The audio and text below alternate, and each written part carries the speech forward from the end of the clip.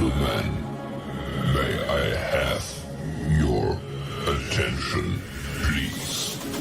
The show starts in 10, 9, 8, 7, 6, 5, 4, 3, 2, 1, go. The following is a world-class Bullshitters exclusive. Submit to the High Council here on World Class Bullshitters. I'm your host, Jeff Hicks, and with me tonight is my co-host, Caffeinated Wolf. What is going on, Jeff? Hail to the chat. Hail to the High Council. This is going to be a fun one. And by fun, I mean part really fun, part I'm going to end up with an aneurysm at the end of it. That's always fun for me. I don't know about the audience, but I love when Caffeinated Wolf has an aneurysm on air. I'm sure that's fun for the audience, too, because of some of the takes that I do intentionally to piss them off. So I guess, you know, tit for tat. Now, folks, we're also joined by our good friend and one of our favorite writers out there, ScriptDoctor. What's up, man? Oh, I'm happy to be here with you all and everyone in the chat, and I look forward to our discussion about the latest Batman movie called The Flash. Yeah, I mean, I love the hype around this new Michael Keaton film. It's not like there's anything else in this movie. It's just Michael Keaton and Batgirl. Right? That's all I've seen from the marketing. That's what they'd want you to believe. The poster has the Batwing on it. It's cool. Yeah.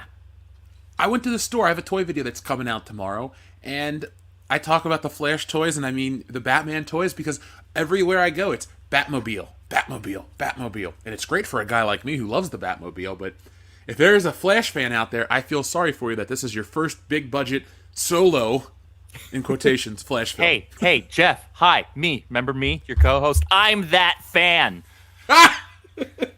Well, I have Fuck nothing but me, sympathy dry. for you, my friend.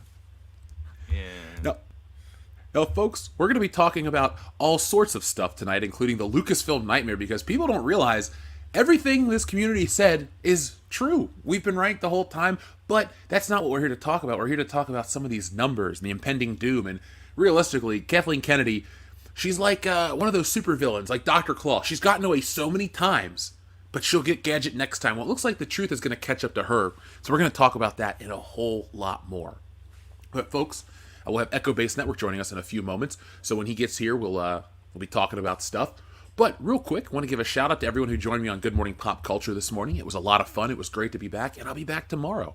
I also have some videos ready for tomorrow, and more content coming your way. So just be on the lookout. Subscribe to WCBS as we celebrate 185,000 subscribers tonight. So it's going to be a lot of fun. TLJ Screwjob, he'll be here in a few minutes. He had to take a call. But while we're waiting for him, folks, our friend Gear Stark sends in a very generous super chat. It says, "Good evening, High Council. The word of the day is streaker. Blade Streaker, the Running Streaker, the Blue Streakers, the Band of Streakers, and Streaker Wars, Return of the Flasher. Also, yesterday I turned 36, any button." Before we read any of that stuff, happy birthday to you, Gear Stark. Thank you for joining us here on the High Council, and hopefully your birthday was a lot of fun. I'll be 36 next year, but, you know, it's cool to know that the audience is roughly the same age as me. We always like to talk about the same stuff.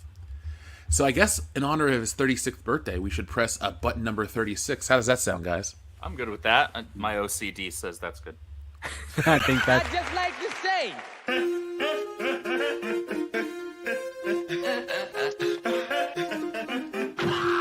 Jesus.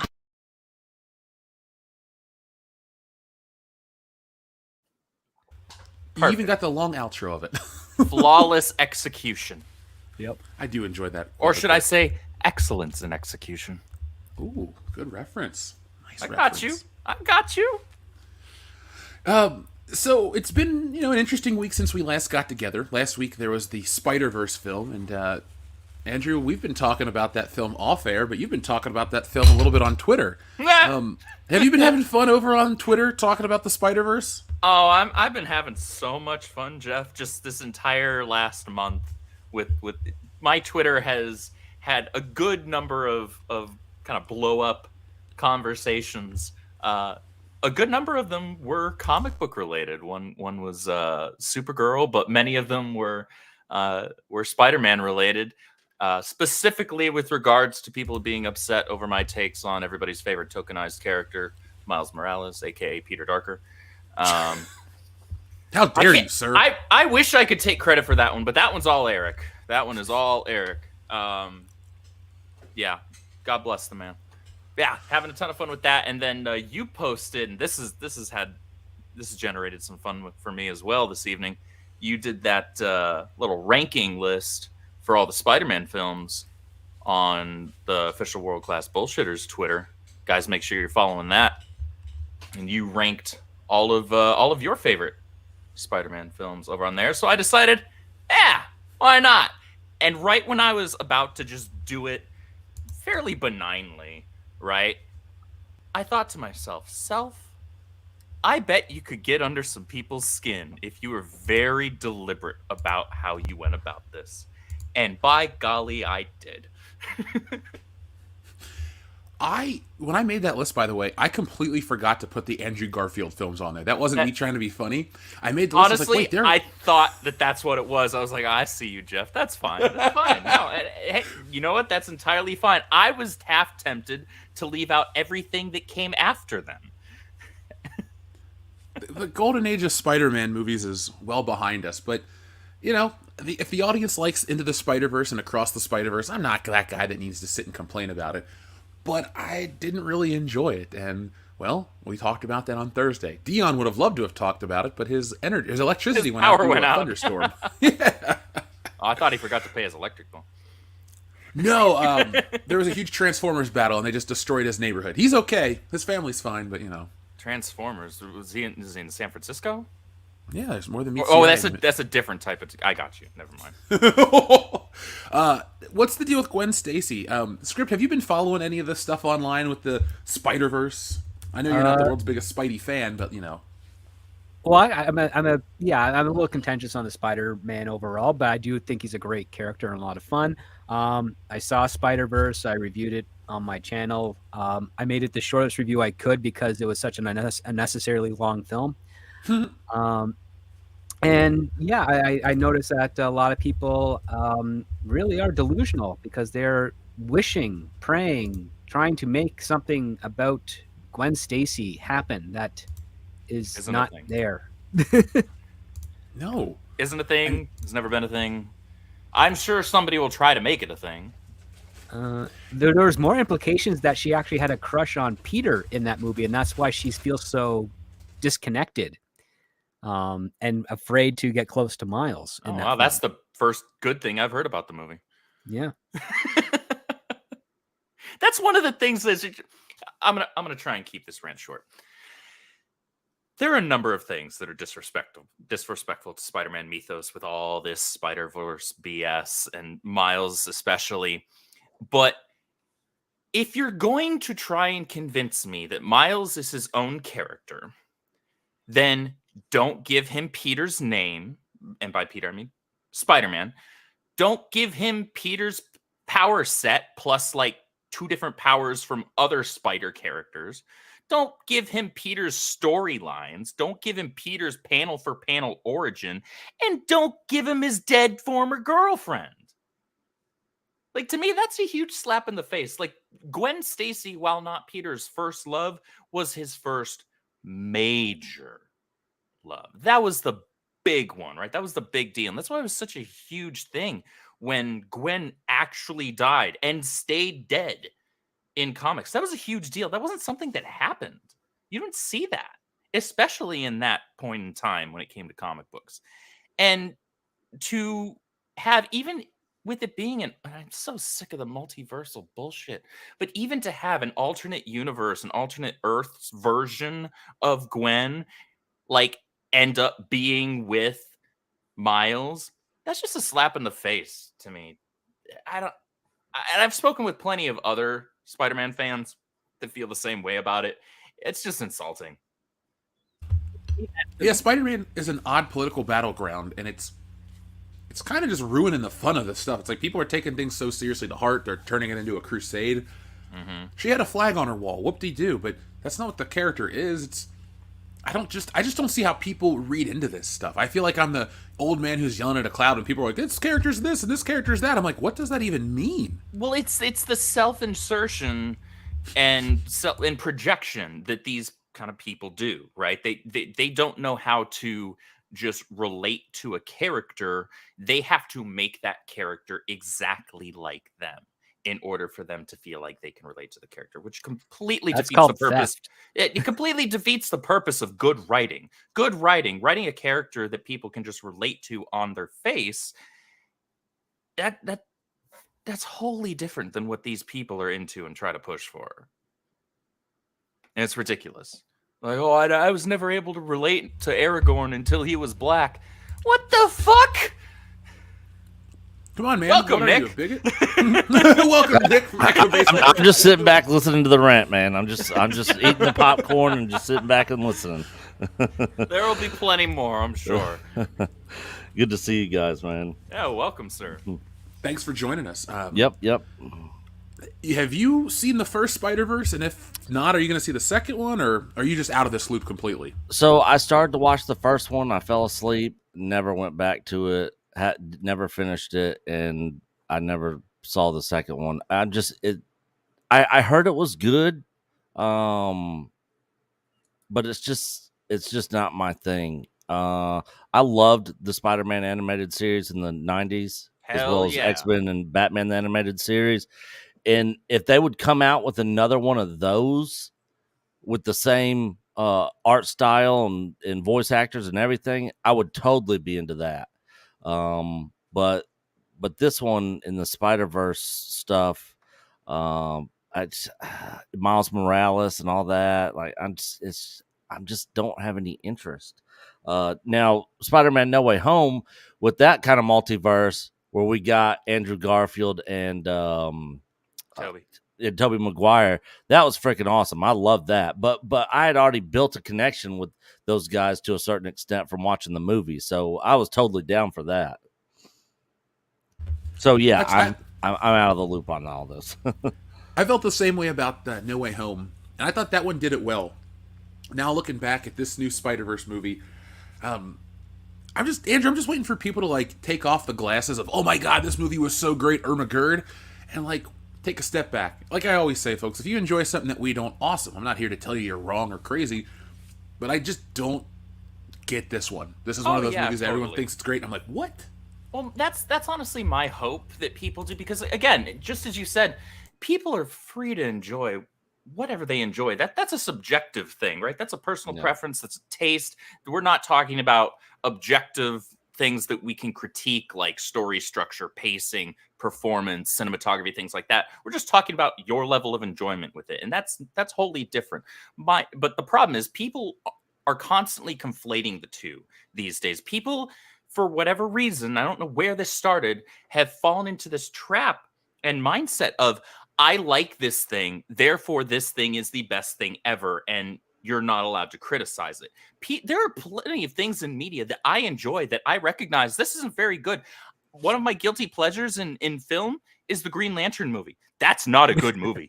No, that is not a good movie at all. But I enjoy Ryan Reynolds' performance in it like crazy. And I'm like, all right, well, this is fun. I can sip a glass of wine and just laugh at what's going on screen and how like anticlimactic the ending is. It's like, wow, that ended really quickly. How the Green Lantern goes to Oa to ask for help, and then he's told no. He's like, well, then let me go. And it's like, we weren't stopping you, buddy. You were already there. Like, yeah, it's like, yeah. That's perfect Greg Berlanti writing, because he wrote that movie. And God, the fact that Martin Campbell, the guy who revived James Bond twice, couldn't get a superhero movie off the ground at Warner Brothers because of the terrible script says something. Yeah, and so I can acknowledge that thing that I enjoy watching is not good. It's even bad. But people just largely aren't able to do that these days. And so what I'm hoping for is that what wound up happening, at least with a lot of people, in retrospect, once the glitz and the glamour of the hype kind of wore off, say with something like Endgame. Endgame was a movie that, when we saw it, this had been built up for over a decade. There had been, how many films up to that point? It was almost 24 or whatever it was. It was a ridiculous number of movies that we had built all the way up to this huge climax, this huge finale of just this massive, like, regardless of the quality of the film overall, it was a major cinematic achievement and milestone in entertainment, but because of it was kind of this unprecedented thing. But when you look at it in retrospect, or if you go back to watch it, it's got a lot of problems story-wise. It's got a lot of things that are way out of character for some of these characters. And so that was really the end of the MCU, because that's when the quality dipped dramatically, especially given the fact that Infinity War was significantly better. And so a lot of people started realizing after the fact that, this movie, like, on repeat viewings, it kind of loses its luster. And the same thing happened with No Way Home. That movie shines in people's eyes because of the nostalgia in that third act, because we get Toby and we get Andrew. Outside of that, that movie is a mess. The first arc, the first two acts are super slow, but they're also just narratively a mess. And it, once again, the entire premise of the movie is predicated on a character who's supposed to be one of the most brilliant minds in the Marvel universe being a fucking retard. Well, I mean, Peter Parker Like, has always right been from- socially idiot. Has always been a social idiot. Yes, but he's fallen still- into relationships more than he's ever actually gone after one and made it work. Yes. However, the entire premise and setup for that film, and same thing with Far From Home. This was 2 movies in a row where it's like, so you're telling me that Peter Parker is an imbecile? Okay, you lost me. So I'm hoping that people will come around. I haven't seen this new animated, part 2 of, overrated 10 FPS neon light show. I'm hoping that people realize that it's not the greatest thing in the world, like some of them are making it out to be, just because they enjoy it. If they enjoy it, that's fine. But, like, that's separate from actual critique. You can enjoy whatever you want, but something can still be bad even if you like it. Oh yeah. You know what is awesome? What's that? And What's Jeff that? will appreciate this. Me and Lindy went through all 3 Back to the Future movies. She hadn't seen them, and so we watched all 3 of them this weekend. And what did she think? Oh, she loved them. Oh, good. Loved Even them. the third one? It was her least favorite, but she still liked it. That's how I feel like most people react to it. It's a good Yeah. movie. It's not as good as the other 2, but hey, No. I'm glad I watched it. Yep. I was a little jealous. There was a con that went on this weekend, and it had a meet and greet with Michael J. Fox and or Christopher Lloyd. Oh, I was like, nice. man, I would pay whatever they charge to go meet Doc and Marty. Like, those are my dudes. There aren't many other celebrities that I would just drop the money on it. I don't care what it would cost. I would want to meet them because those guys are legends. And I'm glad you're spreading the good word of Back to the Future, man. Not enough people watch that movie. I know it's one of the biggest films of all time, but people are into the Spider-Verse and other crap. We should talk more about Doc Brown and that whole space-time continuum thing. He had it right back in the day. And the fact that it's a normal, everyday kid that's just brought into an adventure that's got a lot more stakes, but such minimalist situations. I mean, it's a beautiful film, and I mean, I understand why it took Bob Gale and Zemeckis like 5 years to write it, because they had to really work a lot of it out, but paid off. And yeah, it should be.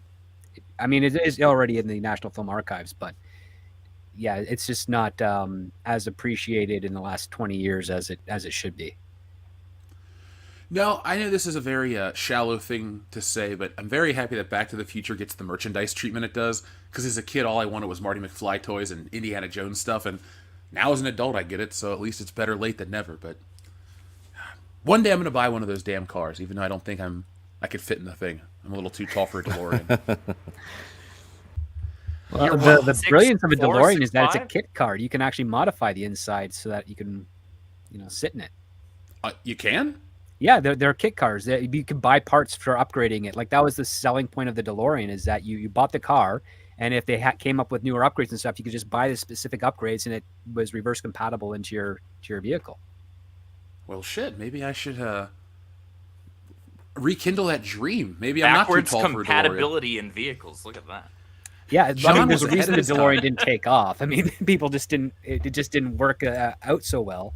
But yeah, like, that was the intention. That's what they did. In fact, my uncle had a DeLorean, from that time, and then he sold it just before Back to the Future came out, actually. Oh, wow. Because he was just sick and tired of the fact that, like, you know, because he's the type of guy who anytime something new comes out, he has to get it. And for the DeLorean, they'd be coming out with new parts every couple months, and he was just like, I'm burning through so much money, and the parts I'm replacing out I can't sell because nobody wants, so I'm just getting rid of the car. And then Back to the Future came out like that summer, and everybody wanted DeLorean, and he's like, I could have sold that for way more money. And yeah, that was like, you know, I was an infant at the time, so I only know the story that he tells at family meetings of how he could have made $1 million off a DeLorean in '85.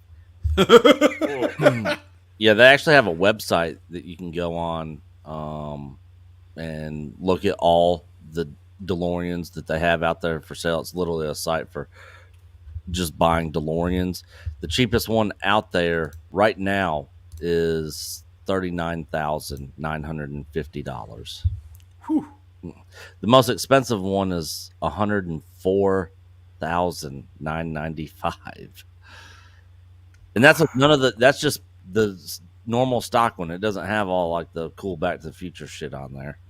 If I'm going to buy one, I'm definitely going to get it fixed up to look like the Time Machine. There is no world where I buy a fucking DeLorean and it looks like a DeLorean. Yeah. It's going to have a flux capacitor and everything. Yeah. It's got to have like the LED Mr. Fusion on the back. Yeah. If only it could fly. I think that's the biggest missed opportunity in current day technology. We don't have flying cars like Back to the Future. We got self-parking cars, self-driving cars, but no flying cars. That's proof that Hollywood is not real. Hoverboards. Now, Nick, do you think we could actually have hoverboards? Because those hoverboards that were on TikTok and Twitter, where everybody was cracking their asses, like, what do you think a real hoverboard would do to society? I think you'd have 20 fatalities a day. Probably. Well, yeah, here's my view on that situation. I see that as survival of the fittest, natural selection. Just you wouldn't actually have any of those. You wouldn't have those crazy activists talking about a population problem if you had a hoverboard and people were accidentally dying using the gene pool sort itself out. Yeah. I wonder how many people would die trying to take them over water. It's like, look, if you watch Back to the Future 2, you know they don't work on water, but no. Yeah. Hoverboards don't work on water.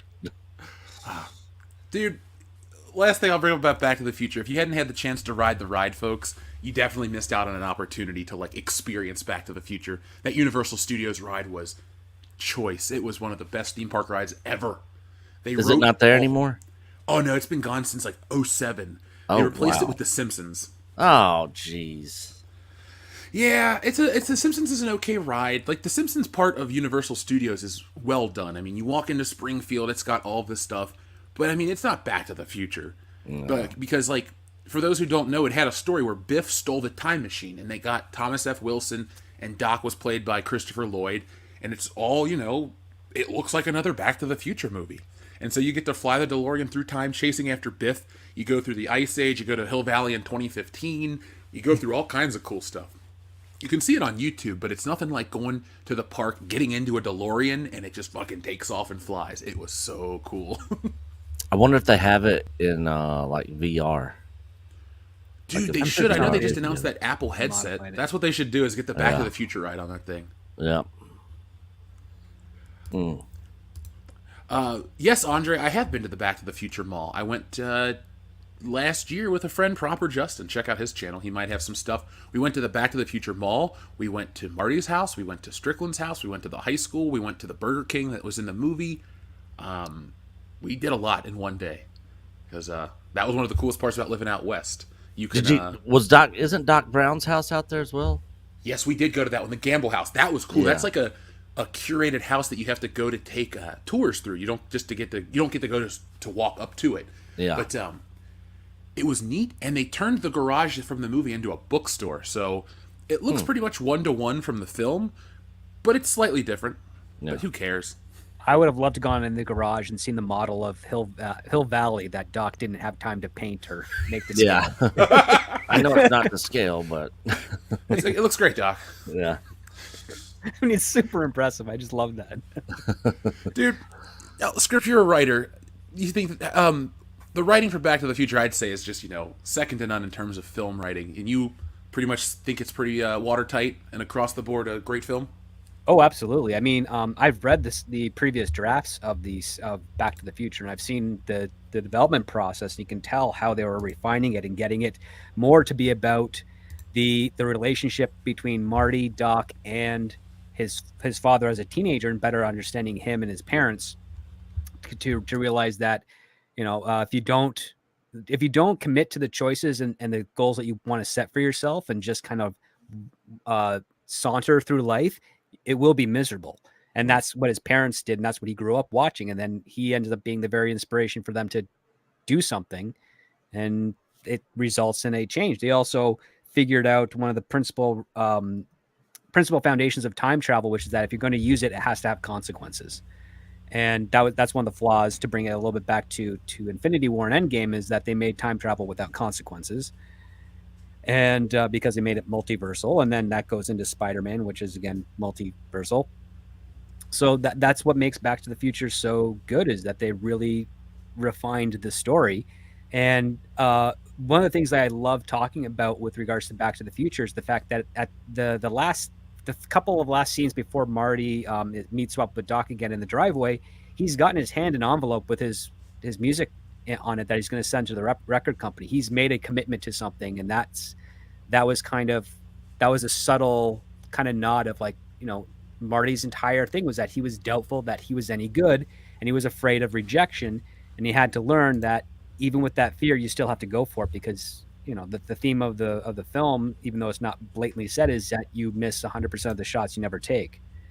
And that's what he kind of learned at the end, but it's glossed over by the fact that he walks through his living room and it's like, it's clean. his siblings are well dressed and behaved, and his parents look healthy and fit, and not such dorks. And not such dorks. And it throws you all off. Yeah. What's the only thing that's kind of unfortunate is that they didn't kind of run with that aspect for 2 and 3, but that's just because they're like, well, we kind of fixed Marty's become the character that he's going to be as an adult. We got to find a new flaw for him.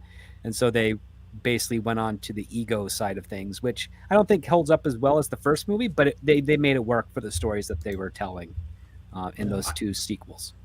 I agree with that, your assessment of how it doesn't hold up as well in the second one.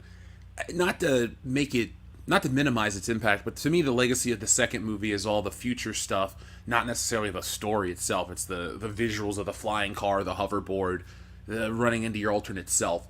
I think the first Back to the Future it's a deeper movie, which really resonates with people. And then, as much as I love the first one, I don't enjoy how the second one just takes you to I do enjoy it, but I don't think it's that amazing how they take you to the first movie from a different point of view. And it's just like, oh, great, we got to make sure that Marty doesn't stop himself from going back in time and this and that. It's like, all right, that's cool. It's a great concept. I'm on board for it. But I feel something when I watch the first Back to the Future. The second one, I'm just enjoying myself. Yeah. Yeah. Well, the second one, originally, Marty ends up going back 20 years, or actually, no, 16 years in the past. And he meets his siblings when they were toddlers. And his entire mission is to make sure that his dad returns home because he's away writing, so that he can be conceived. It was basically the same story, except it was more intimate to Marty's actual existence, and they had to go to the Grand Canyon to get back. And it was a big convoluted mess. So I think we got lucked out with what we actually ended up getting. Oh, yeah. I thought Spider-Verse borrowed from Back to the Future Part 2. There's a scene, spoiler alert, 3, 2, 1. All right. There's a scene where Miles realizes he's like in an alternate reality, just like in Back to the Future 2. And I'm like, this was cool when it happened in Back to the Future 2. This time, I'm just not as invested. I don't know. They didn't have a central character, or villain at least, as strong as Biff, to where you're like, oh man, this is what Biff has if he's corrupt and powerful and married to your mother. This is just, Dark World version of the Spider-Man world. And it's like, all right, that's Star fine. Trek did it better. Yeah, and they all had goatees too, which was way cooler than the way Spider-Man did Well, it. and this one is just, no dreads versus dreads. Like that's it. What is it with black characters, and I mean this about Sasha Banks and stuff, like their defining traits, they just make it the hair and that's it. I'm always like, that's a little minimal for like trying to make it deeper than that. Like, put a scar, show him some battle damage. He's got a different haircut. It's like Malibu Stacy with her new hat. Okay, cool. She's got a new hat, got a new haircut. Yes, awesome. I don't know how this movie's going to continue to fare. Probably well. It beat The Little Mermaid already in America, which wasn't a big feat because as Disney ever going to admit it, it was a bad idea. The rest of the world's just not there to support it, so we'll find out. But yeah, I haven't even looked at the latest box office numbers for that movie. dude, there are articles coming in about the fucking Chinese market shitting all over it. It's very interesting to read. Were you saying something, Script? I didn't mean to cut you off. Oh yeah, no worries. I was just saying that Spider-Man listen, this is one thing that's actually Sony and Disney are going to have trouble with in the next few years, is that the brand of Spider-Man is still pretty strong right now, so it can weather a lot of poor execution to stories, but not forever. And this Spider-Verse film, this movie, if it actually was a standalone film that had an ending and it was maybe 95 minutes, maybe an hour 45 pushing it, I think the ideas that they presented in it would have been solid enough to be a good movie. But instead, what they ended up doing is they stretched it out over 2 films for reasons I can't fathom on why a studio would do this, let alone why directors would agree to it aside from a paycheck. There's just not enough substance there. They put the villain they introduced in the film very much into the background. They have a great motivation for why characters are doing what they are doing, but it comes so late in the film that you're basically realizing that they just wasted your time. And I think that's the worst thing you can do to an audience, is make them feel like their time was wasted. That and being boring, which, the Spider-Verse was kind of, a lot of it was. I mean, the repetition of story beats every 20 minutes got tiresome for me. And I think that they shot themselves in the foot. And the other part too, and this has been this is a provable pattern, but if you see the name Dave Callahan as a writer, you're probably going to get a mediocre product. He wrote Zombieland 2. He wrote the Doom movie with The Rock. He wrote Mortal Kombat 2021. He wrote Shang-Chi. And he wrote Wonder Woman 84. Oh, God! What a multitude of garbage films. Yes. How does one being fail that much? Well, the thing is that he got his career because Sly Stallone liked how he describes characters, and he's a good guy, and he's good at describing characters, and he helped him with the Expendables, but he never came back to work with Sly on the Expendables. And there's a reason for that, because he is basically the I'll do what you want writer, which means he's not really a writer. He's just a monkey on a keyboard that types what you tell him to type. And you want to hear something that you guys would actually really love. He did he somehow, I don't know how he managed to pull this off, because the Academy of Motion Pictures doesn't usually allow this, but he entered a screenplay in the Nickel Fellowship many years ago. He won for Best Animated Comedy, which was then picked up by Netflix, and it's called America the Motion Picture. And it is one of the worst animated comedies you will ever see. It makes George Washington and Abraham Lincoln best friends trying to save the Union of America. What? Wow. Yes. I mean, anachronisms aside, it's a bunch of low-hanging fruit, unimaginative humor. John Adams is an alcoholic. So it looks like a ripoff of Venture Brothers. Venture Brothers does it way better, and also I just meant the art don't style. break history with doing it the way the Venture Brothers does it. This deliberately breaks history, but I think Jeff, you, Andrew would definitely lose your minds watching it. You know what I'll do is I'll get Kendo and the guys and I to get together and watch it for the 4th of July. We'll put out some 4th of July content this year because, it looks like shit. I'm looking at it now, and I'm adding it to the list of things we should watch in Lampoon because it's got a fucking RoboCop centaur. Yes. Hold on. Let me put this on screen and real some quick. Steampunk stuff as well, because, steampunk, everything in the 1817 and 1800s has to be steampunk. Look, I enjoy steampunk aesthetic. I enjoy steampunk genre entertainment. This is dumb. What in the ass? What? RoboCop? Yep. But he's got horse. He's got a He's got- horse lower body. What the hell? Yeah, that's stupid. Like the Dead DC says, so this guy you're talking about is the human version of AI. The studio gives him prompts, and he executes those prompts in the script. Yeah. Is that Nighthawk from Mortal Kombat over there on the right? Hey, he's tying everything together. Dude lost his arm, and he's still fighting the good fight. Wow. That's savage. I think I can skip that movie. Script, I'm going to get a list of movies like that from you so I can review them with the guys and make fun of them incessantly. We'll have a good time. Yeah. Well, I mean, I don't find as many of them like this too often, but when I do, I will definitely send them your way. Please do. I always need a good laugh. Now, folks, we're going to be trying to keep these shows a little tighter in terms of time. So thank you guys for all the super chats you sent in. We're going to read a couple of those, and then we're going to move on to our Star Wars Lucasfilm topic so we can keep everything within a 2-hour window of time. But everything you send in, I guarantee will be read on air no matter what. And let's read a couple more of them. So our friend TLJ Screwjob, first off, Gear Stark again, happy belated birthday. And folks, remember, the word of the day is streaker. So like the Star Wars, the Star Streakers, I'd watch that movie. There's some weird alien stuff. Who cares? No judgment. I'd watch it before I'd watch the sequel trilogy again for Yeah, sure. same. There it is. There it is. I mean, The Streaker Awakens. There you go. people are into the Twi'leks anyway, right?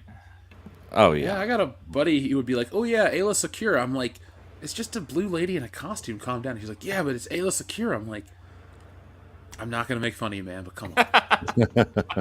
I've heard stranger things. I have too, and I'm always concerned when I hear something that ups that, so. Who knows where society's going to go? It's going to be fun to document its decline, though. Should I call someone for you? Family, Yeah. friends, local institution? You should call Ezra Miller. He's got some good advice for how to handle these things, right? Oh yeah. It'd make me throw my phone. I mean, if you're going to do it, at least have the camera on so people can watch it fly across the room. I just got this phone. Oh, we got the iPhone 97?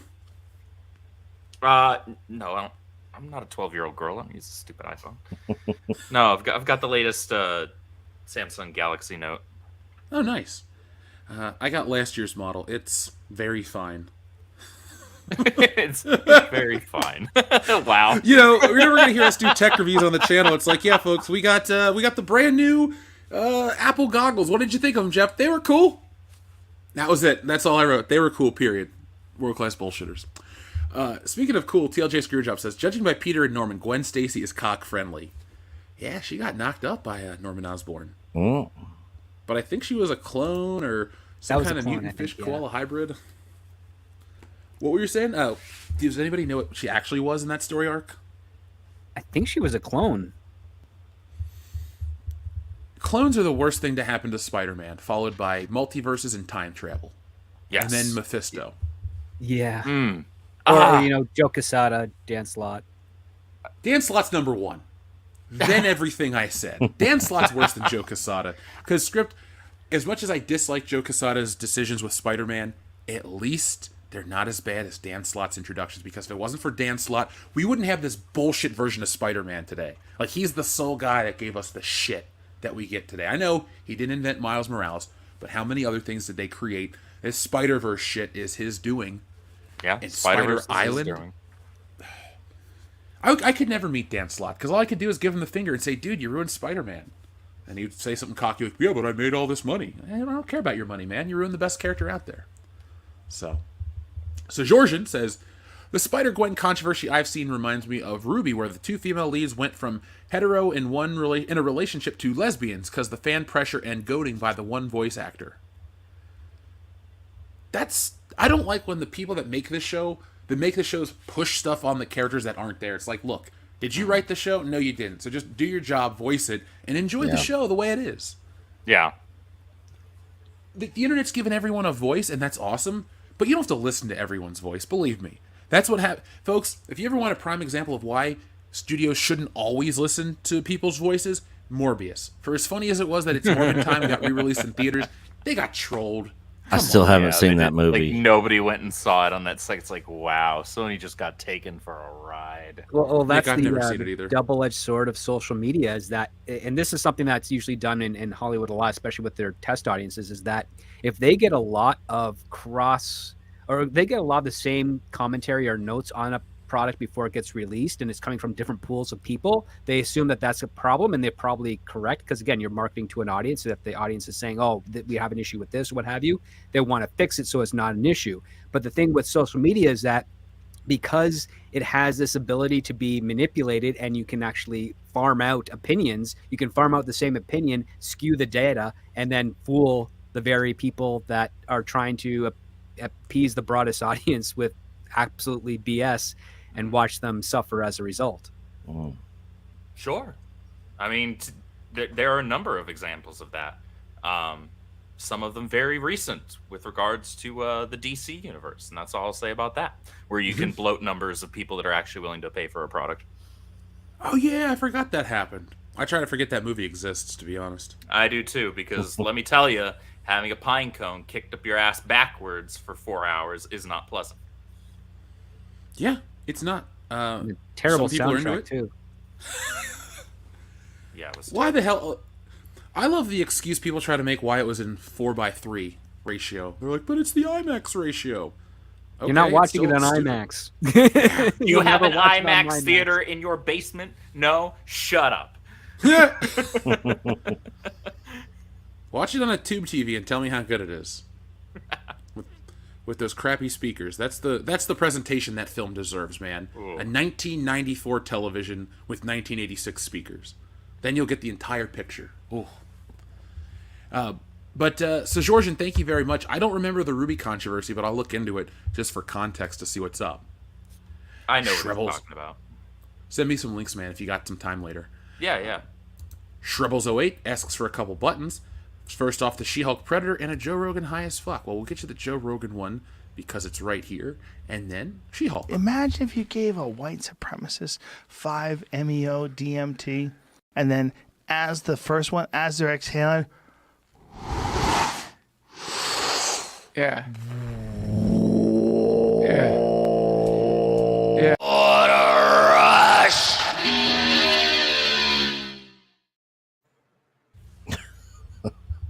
That guy's... I like the Joe Rogan show, but man, that guy's a little crazy. Oh yeah. And then here is your other button you requested. She-Hulk. Folks, She-Hulk is not a pretty sight, so shield your eyes and put your youngins to bed.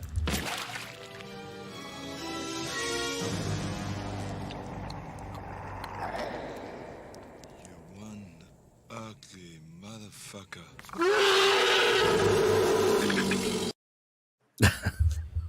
I've never seen that one. That's the first time I've seen that one. Accurate, though. Yeah, very. I think more people at this point will have seen that button than the She-Hulk show. I can't wait for it to get taken off Disney Plus for tax reasons. I've not watched a single episode. Haven't seen. Oh, a it's single protected by episode. Marvel. It's not going anywhere, sadly. Just let me live a beautiful lie script for at least 35 seconds. Mary Mayhem, what is up? She says, uh-oh, you got Andrew talking about Spider-Man. Strap in, everyone. It's going to be a bumpy ride. True. I'm just glad she didn't say strap on. Thank you, Mary, though. We're going to have to hang out and stream soon, Mary, because it's been forever. I miss your shenanigans and all that fun. TLJ Screwjob says, to add to Georgian's chat, the breakup the one character had with a guy she liked and liked her back. It was more of a, we'll catch up later. Oh, okay. Yeah, I don't think I'm going to like what happened no matter what. I don't like when, like I said, when social media influences changes just because it's the flavor of the month or the flavor of the week or whatever you want to say. Effectively, what happened was there were two characters who it was very, very obvious that the writing was initially geared towards those two characters ending up together.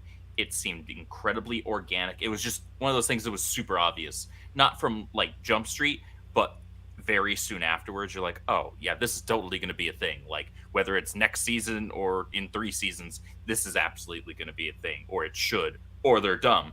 And instead, they decided to pivot away from the original idea of having Team Ruby being kind of like this sisterhood, right? And there being like this strength in that in these four young girls who lift each other up, support each other, they're with each other through thick and thin, but that's all that it is. Instead, they decided to listen to social media and Reddit and people who were like, hey, these two totally seem like they should be together. And there you have it. And that's happened in a number of shows. And it's stupid. I'm not a fan. Enrique Vasquez says, Jeff, let's save up for actual DeLorean. Back to the Future button. Yeah, we're going to...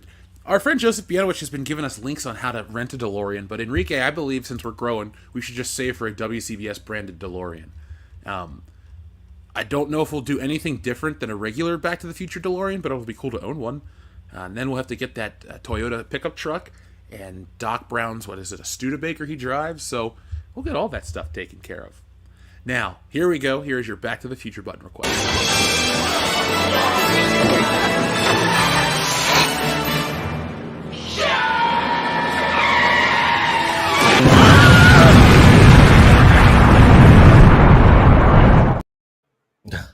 I hate manure. They did a Back to the Future toy car, Biff's 46 Ford, and it comes with a little plastic pile of shit that you can take out of it. Are you serious? That's amazing. Yeah, it's not that old. I mean, you could probably find it for maybe a few bucks over retail at this point. It's not old at all. That's hysterical. I'm glad when a company knows how to merchandise properly. And, what company doesn't know how to merchandise properly is Lucasfilm. So we're going to get to every super chat tonight, folks. Thank you for sending them. Keep sending them in. We'll read them all before we go off air. But there's an article that dropped over the weekend from Fortune, and I don't think enough people realize how impactful this one is, because you can always speculate on Lucasfilm. You can always speculate on the numbers, the behind-the-scenes stuff, but there's more concrete evidence right now about how the mismanagement of Lucasfilm, Star Wars, and all these things have led to a problem at Disney. Because Disney used to have this unlimited well called the theme parks, where they could just, this lost money? Well, let's just sell extra turkey legs at the park and we've got 10 movies covered. Let's do this, let's do that. And then all of a sudden, shit hits the fan, things change, and now it's important to be profitable. And I've been doing research for another video that's going to drop later tomorrow, our second video.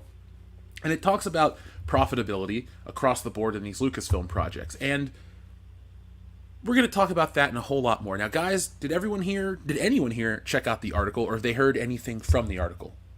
I have not. Oh, well, I won't read that it for perused it. Yeah. It's a fairly short one, Nick, but it's interesting. It talks about how, first off, Indiana Jones is nearly a $300 million movie. And would you like to guess what the break-even amount for the film is? So I have done some digging into all that, and I believe it's like $1 billion, isn't it? Almost $800 million to just break even. Yeah, I knew it was close to $1 billion. That is mismanagement. If your movie needs to make $1 billion just to break even, that's ridiculous. Like the Super Mario movie, it's the only $1 billion movie of the year. I don't know how many times over that's profitable, but if Indiana Jones can pull it off, which I don't believe he can, you're gonna break even at $1 billion. Like, Script, have you ever heard of movies needing to make $1 billion just to break even, or am I crazy? It's very rare. The only other one I know is The Flash. Oh shit! Is it that well? It's been in production for 7, almost 8 years. It's had 4 previous directors prior to Andrew Muschietti. It has been shot and reshot and has had multiple writers commissioned on it. All of that comes with an expense, and even though they do film it mostly on contained sets or digital screenings and whatnot, it's still very expensive to put together in the end. God, I don't think either of those movies are going to make $1 billion. Another one that also needed to make not necessarily $1 billion, but at least another 100 million more was Superman Returns, because all the expenses that went into the previous Superman films in the 90s up until that point were rolled into that film in order to pay for those past expenses. And that's why you didn't get a sequel to Superman Returns, even though it did quite well based on its normal metric of budget and what it took in at the box office. I didn't know that. I remember the hype around it, and I remember it kind of coming and going. I saw it opening night. Me too.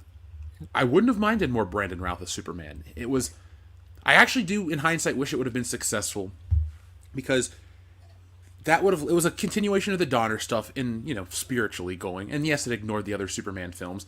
But I kind of liked the tone and the earnestness that he brought.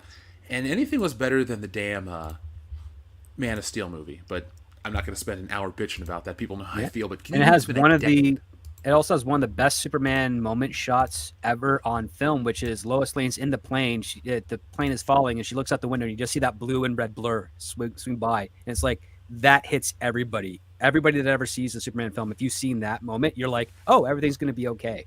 And it does exactly what it needs to. You've never got anything like that in the subsequent films that pretended to be Superman since. It's kind of sad that for an entire generation, Superman's just I don't want to say a B-list character because he's not a B-list character, but he just hasn't been done right in, God, forever, it feels like. I mean, hell, it can even say my lifetime. If somebody doesn't like Superman Returns, you could argue that Superman hasn't been done right since 1981? Superman 2? Yeah. Yeah, and you know what's funny? The David Zaslav said on an industry call, it's like, we haven't had a Superman movie in over 15 years, and that predates Man of Steel. It basically lines up with, he thinks the last good Superman movie was Superman Returns. And if that's his mentality with regards to what quality he wants, I think that's a good mentality to have for such a character, because if he doesn't want to acknowledge the failures that happened prior to his reign, then I think that gives us some glimmers of hope for what's on the future. Again, we just have to wait to see that first trailer and casting and whatnot, but the potential is there, and that's something to relish for now. When Snyder was going to release his film, I was secretly hoping for a live-action version of the old Superman serials, because obviously it's before any of our time here, except Dr. Coffinails in the chat, but the old Superman serial from the 40s, that's my favorite. I like that rendition of Superman. Mm-hmm. He's just gritty. I don't want to say gritty because it sounds like a Zack Snyder version, but like he's a believable dude. He's not a god. He's just a really strong guy that gets knocked down but gets right back up and can take down the bad guys. I like my Superman to have, like in the cartoon as well from the 90s, I like my Superman to have something. Yes. He solves problems. You don't get much problem solving with Superman. And sadly, that's one of the things that has always bothered me with how the Flash has been handled recently, is that it's always about him running faster. It's not using his speed to solve problems or stop the bad guys in creative ways. It's like, no, I just have to run another half second faster than the other guy, or some BS like that the CW was doing, or from the stories I hear from other people who have read some questionable Flash comics, I can't wait to talk about that in a little bit, Andrew, because I just want to see your blood boil. Digitally, of course. You don't want to see that. Nobody wants to see that. Actually, what am I talking about? This is the internet. Everybody wants to see that. Folks, follow Andrew on Twitter to see his blood boil when he deals with really silly people. It's a beautiful thing to watch. Oh, and you see on Twitter, I make other people's blood boil. I sit back here with a glass of wine and laugh my ass silly. I don't take Twitter seriously. Everybody else does. I don't think anyone should take Twitter seriously. No, they really shouldn't. It's a silly place. But with Kathleen Kennedy and Lucasfilm, it's just, like, let's look on screen real quick. Some of these things are never going to get made. Some of these things shouldn't get made, and some of these things have failed miserably, like Willow. They had locked in 3 seasons of that show. After one, it got canceled. Jonathan Kasdan, the man behind the writing of that show, was responsible for making Lando a pansexual in Solo: A Star Wars Story. Mm-hmm. Do you think Lucasfilm's dumb enough, do you think Kathleen Kennedy's dumb enough to push that Lando series forward just because of Jonathan Kasdan, or do you think we're gonna finally see someone take her, take the power away from her and stop with these pointless, money-losing endeavors? Ooh, that's a good question. I think as long as she's there, I think all these projects are going to keep getting pushed forward. Every single one of them. I agree with Nick. The other part, too, is that as crazy as it sounds, from the perspective of people at Disney and Kathleen Kennedy herself, they don't think they're making a bad decision doing this. Yeah, I mean, exactly. They think these are going to be good ideas, that they're going to make a lot of money. They're intending for this to succeed, but unfortunately, they're not in sync with their audience to fulfill the needs that is being asked of them. Their finger is far from the pulse of the Star Wars fan base.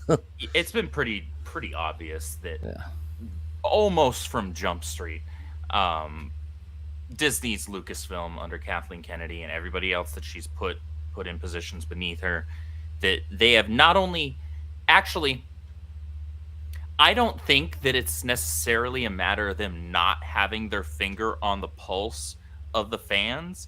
I think it's the exact opposite. I think it's they have to see the YouTube videos. They see the conversations online. They know what's what. They know what people are saying. I'm not going to pretend that they're that stupid that they don't. I think that they just know what that pulse is and say, nah, I'm going to do what I want to do.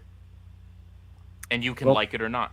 Well, the infrastructure is also to support the people that are paying for your house. So she's not going to be surrounded by people that are going to tell her, yeah, these voices are here and they're right. They're going to be like, these are the voices that are screaming out. They're a minority. The biggest channel only has a couple million subscribers, but our audience is Star Wars. We have hundreds of millions of people that watch our stuff. Mhm. That's how they reconcile it, to justify their actions and their existence, to still be collecting paychecks from their boss. Yeah. Well, we in fact, we know for sure that they watch this content and they actively avoid doing what the fans want, because Theory put out that video, what was it, a couple of weeks ago, talking about the blacklist that Lucasfilm has. Yeah. And he himself, the most mild-mannered freaking guy just about in this space, even though he's been a little more outspoken as of late as to his feelings. I think he's he's been burned a bit, I think, because I think he's just a legitimate fan that is just always, he wants more Star Wars content. He wants good Star Wars content. I think he finally reached a point where it's like, he can't even defend it anymore. yeah, he can't even reach within himself and find that optimism right now, because it reached that point where he even lost Theory, right? Yeah. And he tries to like everything. He does. He really does, because he wants to keep the conversation positive, and I can respect him for that. Even if I disagree with some of his takes, I can respect him for wanting to keep things positive in the geek space, because that's hard to do. Lord knows. Especially these days. Especially these days, because negativity is so damn popular and clicky. But yeah, he put out that, and he's like, even I'm on this list. Literally the biggest Star Wars channel. And he's on the blacklist. I think we're on that list too, because we were actually in conversation with several people from the Mandalorian show.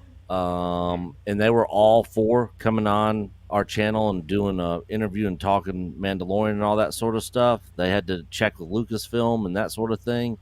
And then when we tried reaching back out to figure out what was going on, we have not gotten a single response from any of them. Yeah. Not a single one. Which is really silly, because this blacklist just ruins your connection to the audience. Had Lucasfilm shown a little humility or just ignored this blacklist and had people come on, then Echo Base Network's audience would have been way kinder to whatever comes out from Lucasfilm. Realistically, that's their last effort, which I don't think will work at this point, is they got to really kiss some, not just YouTubers' ass. I'm not trying to get that, but they really got to show themselves as not being haughty or egotistical. It's just, it comes off as people are happy to watch them fail after all of these years, not because they ruined Luke Skywalker, also because it's just a shit-run company where they just antagonize people. What profession? Yeah. What professional business antagonizes people? You ever go into a restaurant and hear the chef come out or the manager tell you you're an asshole? No, Yeah. There's thanks for coming in. Please eat more food. Come back again. You suck. Your palate sucks. You don't know what you're talking about.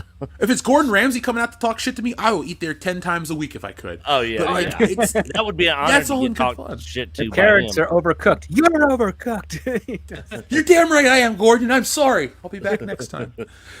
But it's frustrating, but at the same time, we've seen this coming. I mean, $800 million to break even for Indiana Jones. I don't want to bury the lead for tomorrow's video, but I don't think that's going to happen. I don't think anything coming from Lucas. I don't even think this trilogy with Rey and all these movies coming out, I don't think they're going to happen.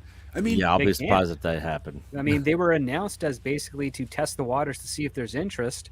And number one, there wasn't, and number two, the writer's strike hit, so like they can't even move on it anyways. Like there's no one there to jot down stuff, and if anyone does, and they're associated with the WGA, they're going to be violating WGA signatory rules, which means that they could face heavy fines and even blacklisting of their own from ever working in the industry. I got a question for ScriptDoctor on all that. Yeah, sure. So Mando season 4, Favreau said that he's written them all. If he's at his house, he wrote all the scripts himself. He has it all. Can he make edits himself while he's just chilling at the house, like his own material? Nope. Wow. He can't make edits or anything because would anybody even know if he did though? Well, there'd be a lot of suspicion because every time that you finish a script that's to go in for production or pre-production, you have to turn in that draft. And if there's notes that are done to it or request of it, if they get sent back to you, you have to write a new draft. You then cite the initial draft and then note that this is a second draft and you have to turn it back in. So if the initial draft that was turned in does not match with the final product when released, that is evidence of basically working or scabbing in that time, especially if the writer's strike is still going on and then that episode is shot and released. So that could be an issue. And also Favreau wouldn't do that for himself. In fact, one thing that he could do, he could make a whole bunch of notes for himself. He just can't submit them or do anything until the writer's strike is lifted. Gotcha. So he could be working on it, revising, do whatever the heck he wants. But when he turns that in, he gets a paycheck, and he can't turn that in and get a paycheck until the writer's strike is over.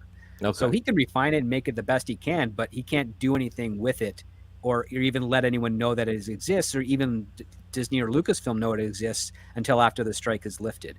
Because if he were to violate that, he could face a lot of fines and consequences. And on top of that, he is a writer first and foremost, and he's really down on this because he's not getting a lot of residuals off The Mandalorian. In fact, even I would say I don't 100% believe that he has written, at least for season 3, I have heard from a couple reliable friends that he did not really write the 3rd season of The Mandalorian. Even though his name is on it, but that's because he's the showrunner and he got to approve it, but he was working on something else at the same time as The Mandalorian was being shot. So I think someone else was taking lead on that. I think the I think the change in consistency all but confirms that entirely, honestly.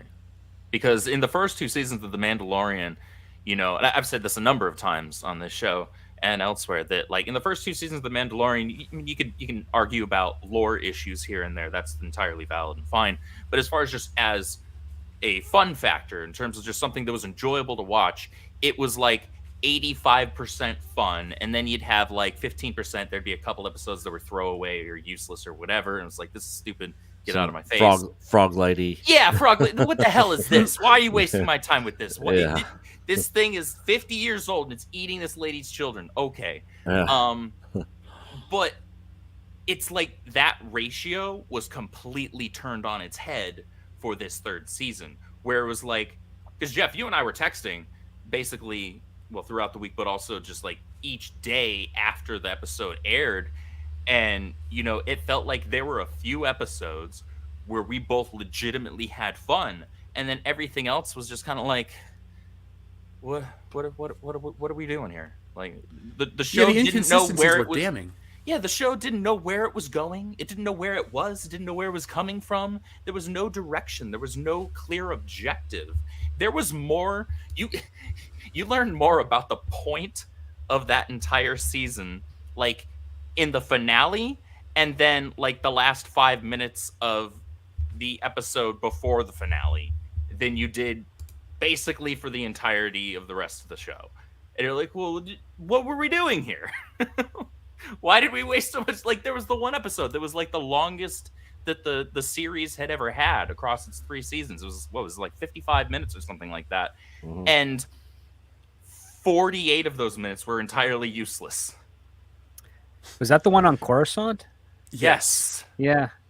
Like the was the worst damn episode. The first few minutes were really rock solid. I was like, oh shoot, we're starting this off with like a fighter fight. Okay, yeah, I'm here for this. And then like the next 45 minutes, I'm like, why am I here?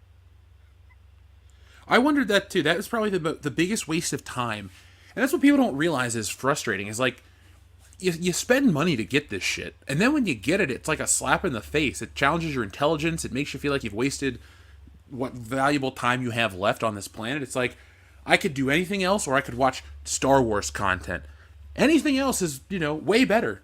And I'm not joking at this point. Like at this point, yeah. Well, see, that's the egregious aspect. It's no longer Star Wars. It's just Star Wars content, and that's the demarcation point essentially. Like it's not Star Wars. It's just Star Wars content. Yeah. Yeah, and it seems like even when she came out with this, when me and Coach did a video on this, I was like, look at all the stuff that they are throwing out there. It's like they're throwing all this stuff at the wall and just seeing what sticks, and then they'll kind of do away with the other stuff and kind of move forward with other things. But a lot of those projects have been canceled or haven't even happened yet, or when they did happen, they were just terrible.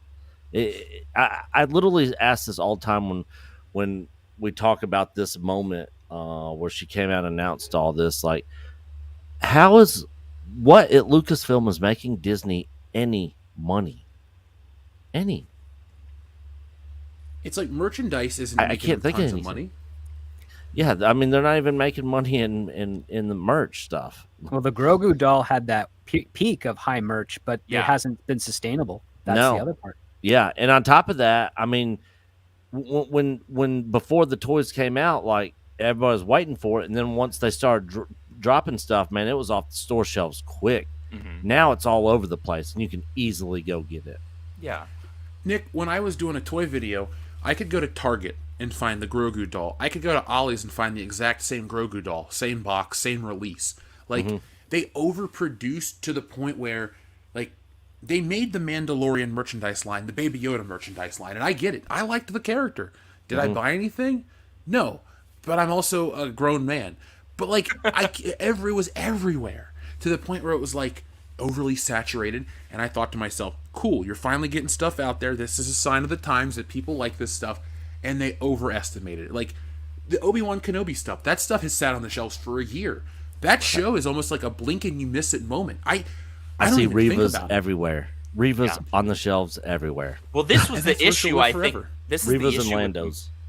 Yeah, well, this is the issue with the Star Wars merch right here. So I've mentioned this before, where Disney traded their base core demographic of hardcore fans, those of us who would not only go see the movies multiple times in theaters and bring our friends and family to do the same thing, but we would also then go to the store and buy the merch. We would buy the action figures. We would buy all the replicas. We buy this and that, not just a T-shirt and then a movie ticket.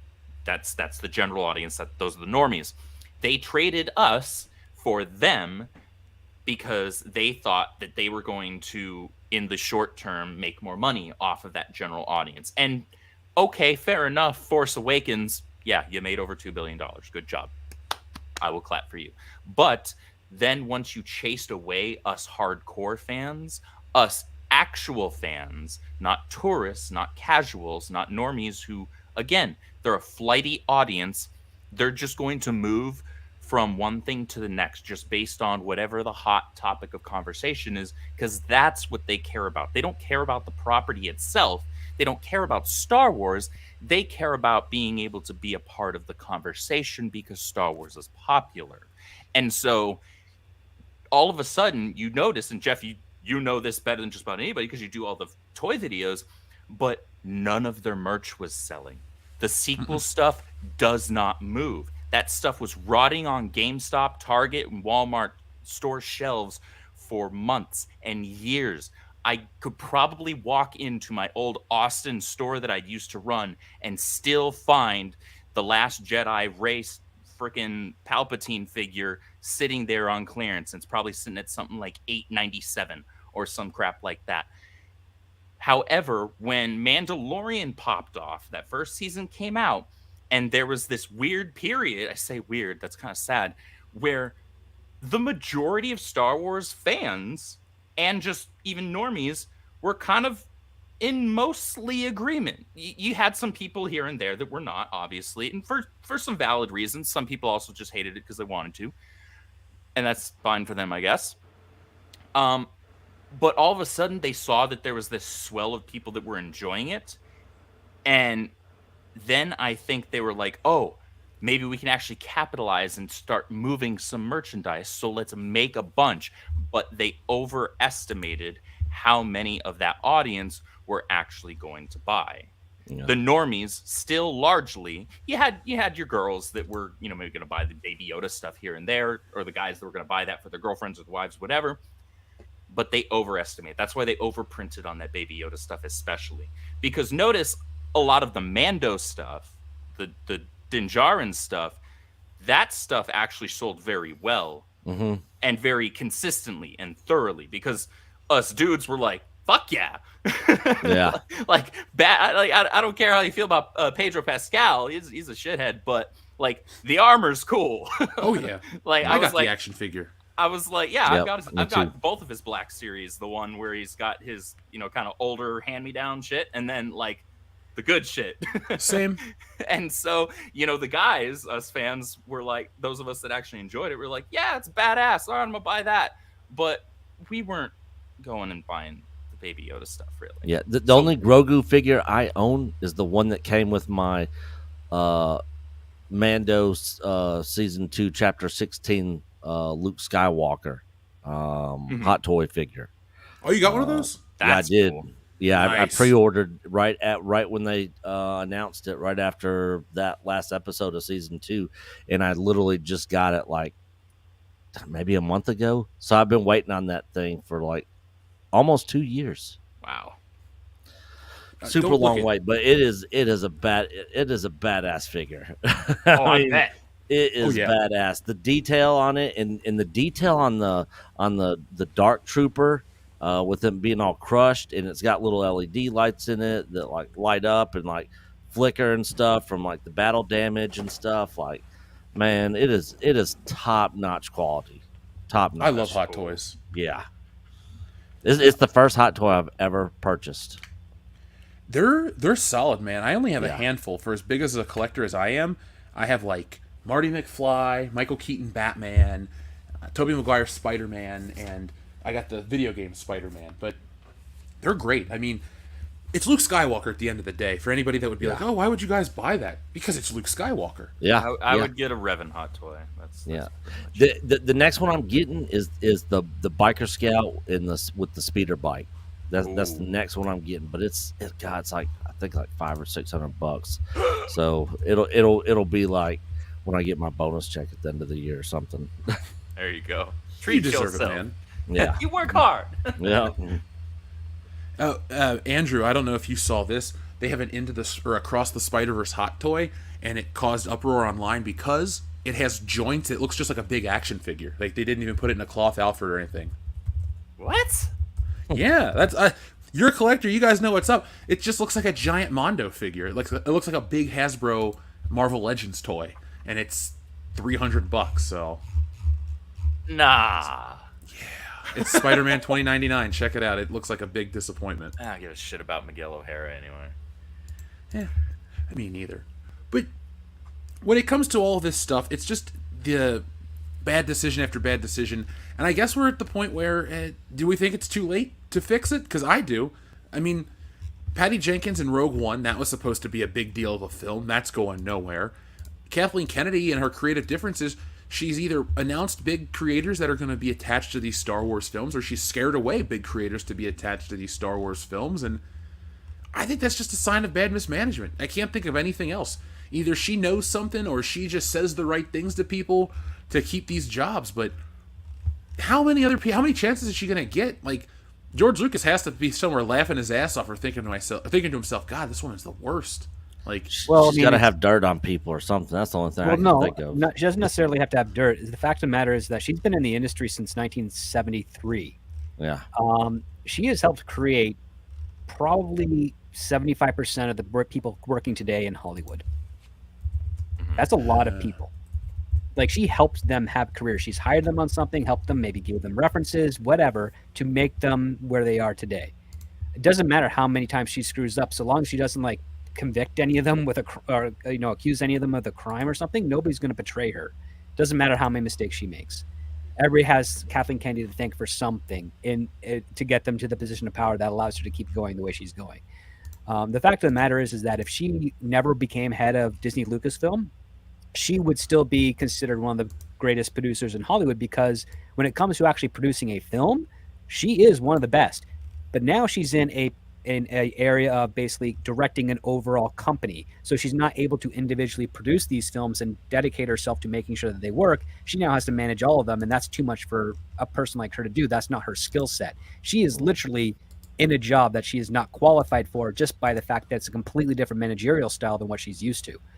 And that is what it's come down to. She has destroyed her reputation overall, but it'll never be told to her face. It'll never be admitted by anyone in the industry, because she helped make their career, and she still has enough power to unmake their career too. So it's never going to happen. I mean, they'll start talking bad about her after she's 6 feet underground. Like, that's the only time it's going to happen. So do you think that they're just waiting for her contract to run out then, and then be like, all right, well, go retire, enjoy life, or if she's like, no, I want to extend, I got a lot of projects, I want to keep doing this, they'll be like, okay, how much longer do you want to stay? If she wants to keep going, she will. The other part too is that there isn't anyone that wants her job. Maybe Dave Filoni wants it, but who wants to sleep in a bed that's been shat in? Yeah, I mean, there's that too. And seriously, no, it's 100%. Like, I would take her job. Who wants her job? The other part too is, like, the only time you are going to know for sure that she is leaving is when Disney and the trades start talking about this other producer that's fantastic, amazing, up and coming, doing great things. When you start seeing those reports and they're consistent, that is when Kennedy is going to be on the way out. Until you see any of that stuff, and I'm talking, this has to be for months, like 7 or 8 months of consistency of some new name, or a name we might be vaguely familiar with, taking reins and doing stuff on the production side of things with Lucasfilm before you start getting it out there. And the likelihood that's ever going to be a person that is of the creative side, being like a director or a writer, is going to be less and less, because one of the things that the only way that James Gunn was able to get Warner Brothers is the fact that he said, I refuse to do any of the management stuff. And so they appealed to James Gunn's manager, Peter Safran, to do the managerial stuff. Right. So that's why it worked. There. Yeah. So it's a team. One guy does all the management stuff, that, the bureaucratic aspects. And James Gunn just has to worry about making sure that it works on the creative side of things, because that's where his skills lie. Jon Favreau would probably do at best the same thing, but I have strong suspicions that he is probably not going to be with Lucasfilm after the Dave Filoni's movie is released, because it's very strange that a Star Wars movie is being made and it's Dave Filoni directing as a first-time director, as opposed to the guy that helped make the MCU, Jon Favreau, the guy who pitched Mandalorian. Like, that's a very peculiar move for Disney to make, unless Favreau's like, after season 4 of Mando, I'm gonna do some of my own stuff. And I've heard certain YouTubers saying, Kathleen Kennedy's power is now gone, and Favreau has the keys to the kingdom. He's getting more and more access for the whole entire and I'm like, I'm not seeing any of this actually happening. It looks like it's that exact opposite. Because it seems the exact opposite, because I watched Mandalorian season 3. Yeah. I think he's either being phased out, or he's like phasing himself out because he's sick of the bullshit there. Yeah. Because I think he does come across as a legitimate fan of the property. And I think he truly wanted to do something good, and you can see it all throughout the first 2 seasons of Mandalorian. Even if there's some missteps, you can still see that there was heart there. I think that maybe he's beginning to realize that this isn't it.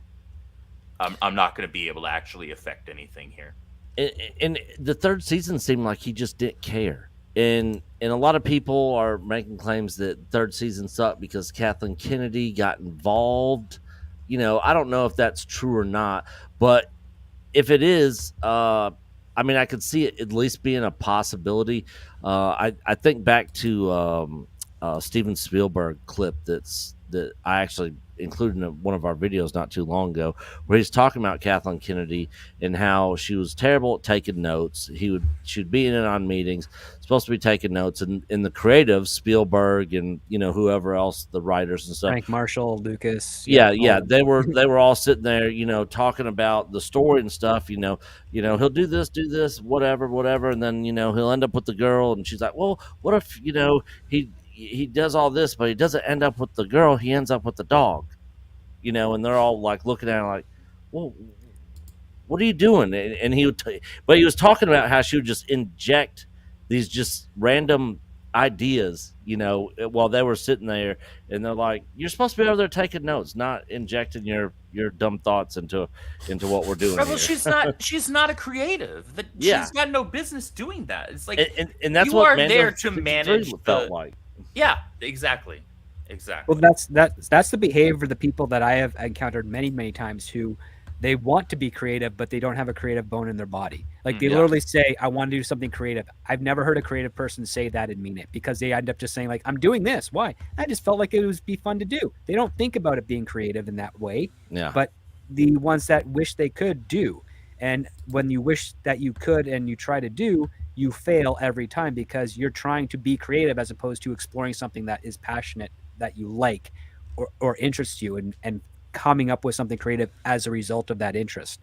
Kathleen Kennedy, that whole pitching of the dog idea, that is trying something new 101, where you just throw something out unexpected to kind of surprise the audience and give them something that they haven't seen before. Expectations. Well, that's literally just saying something to... Subverting is demoralizing it. That's a big difference. Well, that is basically to pull everything that was good about it in the first place and say you're all wrong and evil for liking this. Right. Like well, that's subversion. What she was doing there is a classic example of somebody saying something to sound like they're contributing when they're actually not offering anything of value. And that happens... You can see that happen in any space. You can see that happen on streams. Nobody does that here because we're all fantastic. But I've seen that happen on streams. I've seen that happen in videos with group panels. I've seen that happen in boardrooms for retail management, which is something that I've done. I've seen this happen in so many different places. So of course it would happen in the creative space, where somebody who is in a managerial position and they're supposed to handle financials and making sure that they're getting the right people and putting in what we would call putting our aces in their places. But they, as you said, Script, they don't have a damn creative bone in their body. They should stay the heck away from that. They should just know how to get the people that do have the creative bones all throughout their body and then let them do their thing. But she thinks she's missed big ideas. And she's got her fingerprints all throughout this current era of Lucasfilm, the current era of Star Wars, and she just wants to continue to do that. And these big ideas have probably been festering in her mind ever since she started, and now she's got the power and opportunity to explore them. And unfortunately, the reason that they never became anything in the decades previous is because they weren't creative, they weren't good, they weren't in sync with the properties that they were being associated with. And now she's, the data is on the wall. The proof is in the pudding. It's there. She just was not suited for this. I know that she's a very good problem solver. She knows how to handle actors and directors really well and fix things for them. And the rumor that I heard is on the day when Harrison Ford was sick on the Raiders of the Lost Ark set, and they're supposed to have that fight with the between the whip and the sword in the street. And Harrison said, I'm too sick to do this. Why don't I just shoot him because I've got the gun on me? Kathleen Kennedy was the one to go over there and basically let the actor know, hey, no hard feelings. This is what's going to happen. You're still going to get paid for your day. We're going to do this, and make him not feel terrible that the thing that he'd been studying for and training for a couple of weeks was not going to be done. And I mean, that's a very valuable asset to have on a studio, because the last thing you want to do is you want to make talent, even if it's like a day player or something, feel bad, because you never know what's going to happen with them in the future. They might be the biggest star in the world, and then all of a sudden you can't get a phone call or meeting with them to work on your project because you treated them poorly on the set when they were starting out. Like, that's the type of thing you have to be mindful of when you're working in this industry. And I love that scene in Raiders. Oh, so do I. It might be... It's not my favorite scene of the movie, but it's up there. Yeah, now, it's a very memorable one, yeah. Script, the one thing I think about when I think of Kathleen Kennedy in terms of positive is the whole Jurassic Park story, how she got them all off the island right before the big storm and all that crap. Like, logistically, she's fine. Like, in our old videos when we would make videos about her exclusively, it's like, you're good at producing, but not being the president of a company. And sometimes your idea, you just have to let it go. It's not always the right thing. And my first red flag. How many years are we going to have this? I don't know, but my first red flag on this was the fact that Rick McCallum resigned October the year Disney bought Lucasfilm, and that he was won't even do any interviews about any of it. And that there's a story there because he was considered a very prolific, strong producer. Yes, he was a yes man, but he got everything that George needed done and on time and within budget, and they were good friends and partners up until that point, and he was a big cheerleader for him, and everybody wanted to work for Rick. Even though he was kind of like a hard ass in some regards, he got the best out of you for it. And then he up and quit and flew to Europe to start his own independent little production company. And it was barely reported in the trades, and everybody was like, what the heck happened? Yeah, he's all throughout, like, all of the prequel Star Wars films, like, makings of. And he's the one that made he was the one that was able to make the Young Indiana Jones Chronicles happen, regardless if you liked it or not. George really wanted to get that made, and Rick McCallum is the reason that exists. And he worked on the special editions also. Oh yeah. So it was just kind of everybody in town, at least in my circles, were like, Rick McCallum's left Lucasfilm. Why the hell would he do that? He's been there with like 17 years. He's amazing. Like, we all had our critiques on him, but it was never like, an insulting form of critique with the way YouTube talks about Kathleen Kennedy. But yeah, when he left and then Kathleen Kennedy took over, everybody was like, that's a very weird choice. Maybe it's kind of good on paper, but it's like Kathy has never been of that pedigree.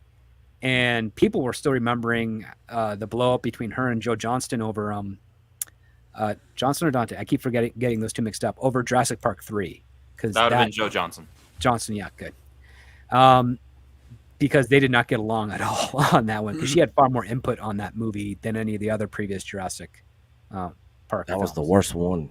Yeah. That is the only one that I'm mostly, if I'm going, and it's hard for me to do because I'm OCD. And so if I'm like, I really want to watch, I don't know, say episode 5, I want to watch Empire. I got to start with episode 1 and watch all the way through. And then I got to watch all 6 movies because that's just how I am. If I'm going to skip a movie in a franchise, it's Jurassic Park 3. Yeah. I have, how sometimes like memories will come back to you and you're like, oh my God, I lived through that. The other day I was thinking, I think I saw Jurassic Park 3 in theaters as a kid. Like, I think somebody took me to go see that movie. I saw it 3 times in the same day. Why? Because I was a stupid kid. And I was like, oh, this is cool. And me and my best friend, like, had nothing better to do I want to say it came out during the summer. And we rode our bikes to the theater because it was like a 5-minute bike ride from his house. And just paid to see the movie 3 times. I can't excuse it other than we were dumb kids and we were like, oh, let's see what we pick up this time that we see it and all of that. And we were big fans of the first 2. We were boys. This is dinosaurs. What the hell do you want from me? That's a good enough answer. I'm not going to bust your chops anymore. I don't think I could see any movie 3 times in a single day. Like, I couldn't even watch my favorite movies twice in a day. Even Beverly Hills Cop. I'd just be like, once is enough for Axel Foley. I'm Dude, good. I wore out the VHS tapes for Jurassic Park and Lost World because I would literally watch it, rewind it, watch it again. Like several times in a row. I didn't have very many movies growing up as a kid, so the Jurassic Park films were some of the only ones that I owned. I just watched them over and over and over. Look, there was a point in my life when I would watch Star Wars, rewind it, watch it again. Like, that first movie, I don't know what it is about it, but that was just so rewatchable as a kid. I get it. Yeah. It's just like I Same. burned out the batteries on my copies of Pokemon Red, Yellow, and Gold. Like I played those things till they were dead. Did any of you guys go see the 40th re-release of Jedi in theaters? I did not. I was unable to. Yeah. Yeah, me It was and my- Coach went. But I saw the THX re-releases in theaters before the special edition, so that was pretty. That was in the '94, I think. Yeah, that was the no, '93, because it was the 10-year anniversary of Jedi. They did a limited re-release in my neighborhood. Oh, nice. Yeah.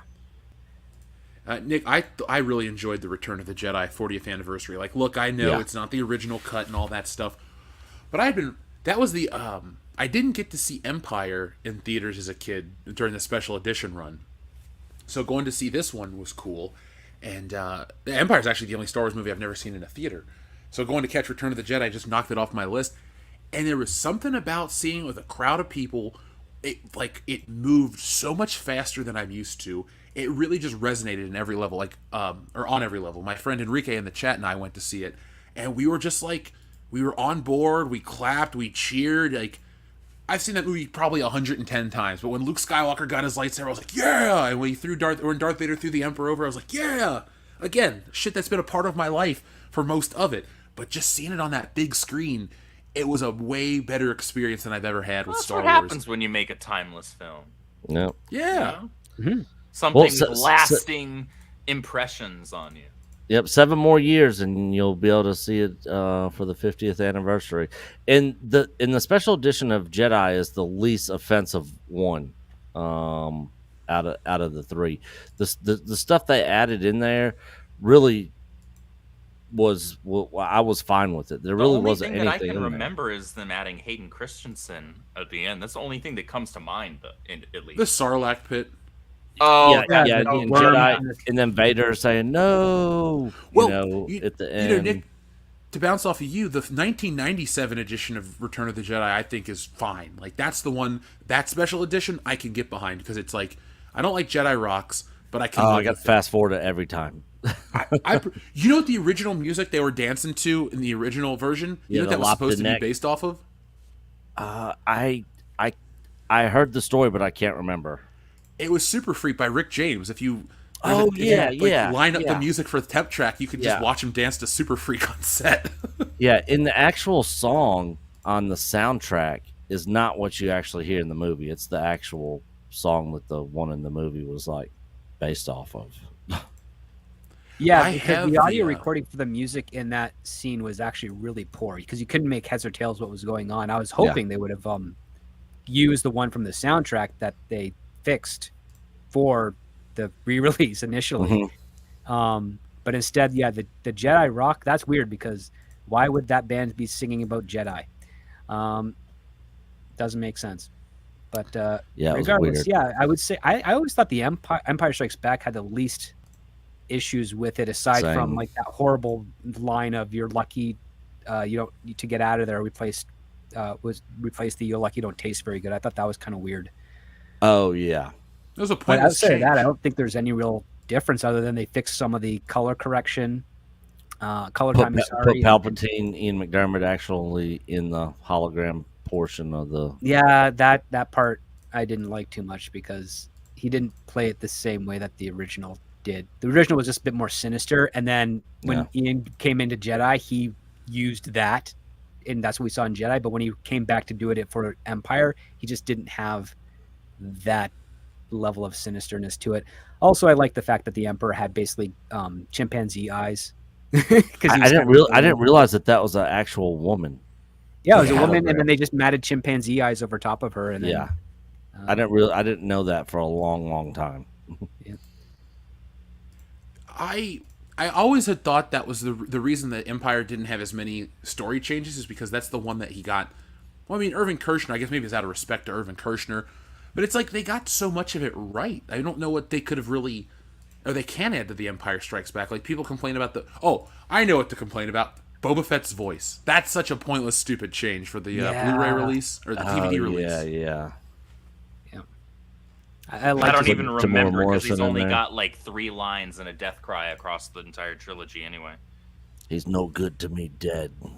Put Captain Solo in the cargo hold. Like, the Yeah. old Jason Wingreen voice was so cool. Yep. The story goes that Tamara Morrison just recorded that in one take over the phone. And that's what they used. I would not be so- surprised. Yeah, I wouldn't be surprised either. Well, that's how Lucas liked to operate, fly by the seat of his pants on these special edition changes. But Yeah, I need Well, to make. he's also I need, experimenting. Yeah. I need to make a phone call to you, and I'll check will be in the mail. Yeah. Probably the easiest money he's ever made. if only he would have said no to coming back for the Book of Boba Fett, because Oh God, no. of all the crappy Star Wars content that's on screen right here, That was He is not a fan of it either, and he's kind of subtly made that clear. I don't know how subtle it was. Yeah, I mean it was kind of obvious, It was more like he took it, seeing the potential, wanted the money, which I don't blame him for, saw the script, and he's like, why am I learning so many lines? Like, I was told that this guy doesn't talk as much as Django. Now he talks more. Yeah, Kenobi was far more offensive and damaging in terms 100%. of the Star Wars fandom and the Star Wars mythos, but just as an objective piece of work, Boba Fett is far worse. That show is Yeah. abhorrent. Yeah, Boba It's Fett's so the worst show. Kenobi did more damage. I kind of view that akin to Last Jedi versus Rise of Skywalker. Last Jedi was the more damaging and fracturing to the Star Wars fan base and to the Star Wars mythos, and Rise of Skywalker was just like, it was a complete shit show. as a Oh, it was so movie. bad. That movie, it has no idea where it's coming from, where it is, or where it's going at any point. Even the shills out there couldn't even defend that one. No, absolutely. it was Horrible. a glorious movie. dumpster fire. Minus the glorious. And it's the only time I've ever seen that movie. That one time I went to go watch it in theater to review for the channel is the one and only time I've ever seen it to this day. Same. And I'll never watch it ever again. Yeah, I don't need brain aids. Yeah. Braids. No, you don't need braids either, Andrew. Your No, I hair's don't- I fine the don't. way it is. Yes, it is. Thank Like you. even if I took somebody through all the Star Wars movies that had never seen them before, I wouldn't even let them watch those. I'd be like, those ones. The only one I would, There are 6. yeah. the I would only one entertain Rogue One. I Yeah, would that's- entertain that. At That's most. the only one. That's the only one right there. Even though it Um, takes all the wind out of A New Hope. I don't think it takes the wind out of New Hope. I don't feel that. However, what I do feel is mostly nothing in that movie. Well, I mean, fact It's that they kind of make- soulless. The characters aren't likable. They just kind of exist. The most exciting thing about that film was when Vader shows up at the end. That's literally Which is very Vader-like in that entire movie. But the one thing that I always think is ridiculous is the fact that they're like, oh yeah, we deliberately sabotaged the Death Star to have this small little thing. It's like, no, that ruins the inventiveness and the dedication of the rebels figuring it out, and it ruins the hubris of the Empire. I mean, Rogue One was a nightmare. I'm not a Tony Gilroy fan. I'm not even really a Gareth Edwards fan overall. I remember when they were shopping it around and the assignment went out to write. I pitched like hell with that. My manager pitched like hell. They were not wanting to take a serious contenders to write this thing. They were looking for really just doing a special effects driven film. And the idiocy in saying like, oh yeah, the criticism about the tiny hole in the Death Star, we got to address that. No, you don't. Fans did not care. Like they literally did not. I forgot that was even addressed in Rogue One because that was the I central hated- plot of Rogue One, basically. It's been like 6 years since I've watched that movie. As much as I like it more than The Force Awakens, and enough to buy it when it first hit Blu-ray, I watched it once or twice on disc, and I was like, this is way more boring than I remember. And I've blocked out some of the memories I've had of that I movie. saw it the one time in theater. I like the last 30 minutes. I hated the last 30 minutes. Made no sense. Why would Leia's ship be there? I mean, because now she has that is now all of her true. excuses in the beginning of Star Wars make absolutely no sense because it's not an unassuming ship that just happens to be the area that the Empire has tracked down because they received transmissions, specifically transmissions, not a disc that was handed from person to person through an airlock. Transmissions, because it basically said, "Oh, This is what the plan was. We know that this ship is traveling through this area of space at this time. We have to make sure that whatever we steal, we can beam it to that location so that they can pick it up. Otherwise, this whole thing is for naught. And they don't do that. They do it the most derivative, unimaginative, Tony Gilroy-esque way, which is that she's there to begin with anyways. Yeah. And then you have I Vader agree doing with something that that Vader would never part. do. He would never kill meaningless rebels. He's got stormtroopers to do that. If he's going to fight, he's going to do something personal and intimate. Like the first thing we see him do is he strangles the captain of that ship and torturing them and then throws him against the wall. He doesn't take his lightsaber out and chop down plebs. He doesn't. He's too big for that. He's Darth freaking Vader. The only time he's bringing up that sword is if he's facing Obi-Wan. And that's who he is. He would never waste his time on rebels. He's too big for that. It's beneath him. And the fact that nobody got or understood that, who worked on that film, understood that is not Darth Vader. Listen, it could be Anakin Skywalker after he turns because, he's being, he's seduced. He's got the energy of the dark side fueling him. He's on that high. Makes sense. And also he's killing younglings, which are other Jedi. But to do rebels that are like, no, I mean, he's the guy that sends his grunts in to do the thing, and then he walks through and does his torturing one by one. I mean, even in the Death Star meeting room, he force chokes that one guy. He doesn't force choke everyone else that disagrees with him. Just the one guy. He's an intimate type of killer. That's what made him threatening. I do not disagree, but I still thought it was cool. I mean, the visual, the set piece is a cool set piece, but it just it's disingenuous to the character. Yeah, I don't disagree. I just liked the Battle of Scarif when you saw Gold Leader come back. Yeah, that was the part of the movie that I was like, yeah, Gold Leader, cool. Yeah, they brought in that footage. Yeah. But what'd you think about Gilroy's writing in Andor? Oh God, I'm not a fan. I will say this: what your take is. I really don't like the idea that the rebels have become no different than the Empire. Yes, 100%. I mean, it's antithetical to the hero versus the villain type of thing. They have to be better. They have to be the eye of hope. They have to realize that those tactics are not what you have to rebuild a foundation of freedom is based off of. And the fact that he makes them no different than each other is horrible. The fact that he lacks discipline, and like he literally doesn't let each episode stand on its own. He tethers them together in blocks, but he wastes so much time with a minutia pontification of his own personal political ideals. Andor's entire motivation of finding his sister is completely abandoned after the first 5 minutes, and there's no real sense as why it's taken them this long to do it. Like, it just is all a bunch of nonsensical stuff. They wasted Skarsgård, who is one of the best actors in modern day Star Wars. Yeah. And they could have made him this very fun thing. Even though George Lucas did cast her, I do hate the fact that this wonderful actress is playing Mon Mothma, because she's nothing like the original.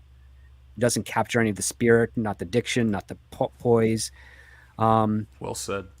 She just doesn't have that aspect to her. And then the fact that they tried to make her this passive political figurehead that's operating the rebellion instead of something more wily, more creative, and more interesting, and that she's in a marriage that she doesn't like, and she has a daughter that it's trying to be Game of Thrones meets The West Wing. It's not capturing the spirit of what Star Wars was. And the other part too is they make Andor very stupid. Like, there's that scene after the heist where he's talking with the guy, and the guy is essentially, it looks like he's testing to see how loyal Andor is to the cause. And what Andor does, he shoots him. Yeah. I was not a fan of that show at all. Yeah. I forgot half of the shit that happened in that show, and I watched it every week. Yeah. I've only seen it once, and I remember it because I remember bad things more than I remember good.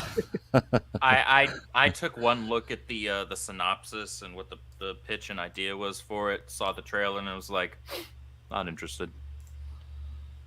I'm in it. I am in Star Wars for the light and the dark. I am in there for the Jedi versus Sith. The political backdrop is just that. I don't give a shit. The rebels versus the Empire, that's important, but that's not what I'm here for. That's my favorite part of Star Wars, and the fact that we've had that conversation. Yeah, the fact that they keep changing it into something that sucks. kind of just makes me upset. Because Yeah. it's like my favorite movie always gets the short end of the stick. If it's not Rogue One changing it, it's Obi-Wan changing it. It's like, come on. Like, if you create something, a universe, and it all stems from one thing, you got to make sure you're true to the one thing that created it all. You can make other changes, you can do other things, but you can't change that one thing, because that undoes your whole universe. It's like you've destroyed the core and the base, and a strong foundation is incredibly important. I wish these people kept to that. And ScriptDoctor brought up a good point, talking about like the rebels not being much better than the Empire. And at that point, before, which takes place before A New Hope, we see the same thing in freaking we see Andor, which is right before A New Hope, not Rogue One, but we see the same thing in Mando season 3, where they show the New Republic in power, and they're almost just as bad as the Empire. Yeah, they're no different. Yeah, it's like, what? It's this weird blurred morality that people seem to be obsessed with, and they can't just have good and evil anymore. Yeah. Like they have to like make the villains sympathetic, or make the good guys just as bad behind the scenes. It's like, no, this doesn't have to be. This is fantasy. This doesn't have to be real world politics. Yeah, in real world politics, everybody's a shithead. I don't need that in this. Yeah. No, you're good absolutely versus right. evil. Yeah. Good versus evil, and then like the whole story of the New Republic is like, well, how do you unite all those planets that have been separated for 20 years under Imperial rule? The next one is, well, the Empire isn't just going to collapse now that the Emperor's gone. There's going to be people that are going to want to fill that power void, and they're going to have an internal civil war within the Empire to see who leads. And then whenever that happens, they're going to come back in full force, because they're still probably going to have control of a lot of worlds that have to be individually liberated. This is the way those types of stories, and actually the reality of certain things post a war, usually ends up being. If there's always stragglers or that are left behind that have got a strong fortification or a place of operations, they're going to continue the cause, especially if they believe in it down to their core. And a lot of people in the Empire did. I mean, that's very true. But we got a little bit of that in the expanded universe novels. But Disney missed a great opportunity to really explore that via the Mandalorian, and whatever other shows in between that they wanted to do. They just dropped the ball significantly, and especially with the sequel trilogy, obviously. Well, they make millions and millions of dollars to write and create this crap, so thanks, guys. You just don't know what you're doing over at Lucasfilm. Is there anything else you guys would like to discuss in terms of Lucasfilm? We got a lot of really interested people here tonight, so folks, hit that thumbs up button. And to let you know, I will be back in the morning with another Good Morning Pop Culture. It was a lot of fun today, so be on the lookout for that tomorrow. But I do have something to that.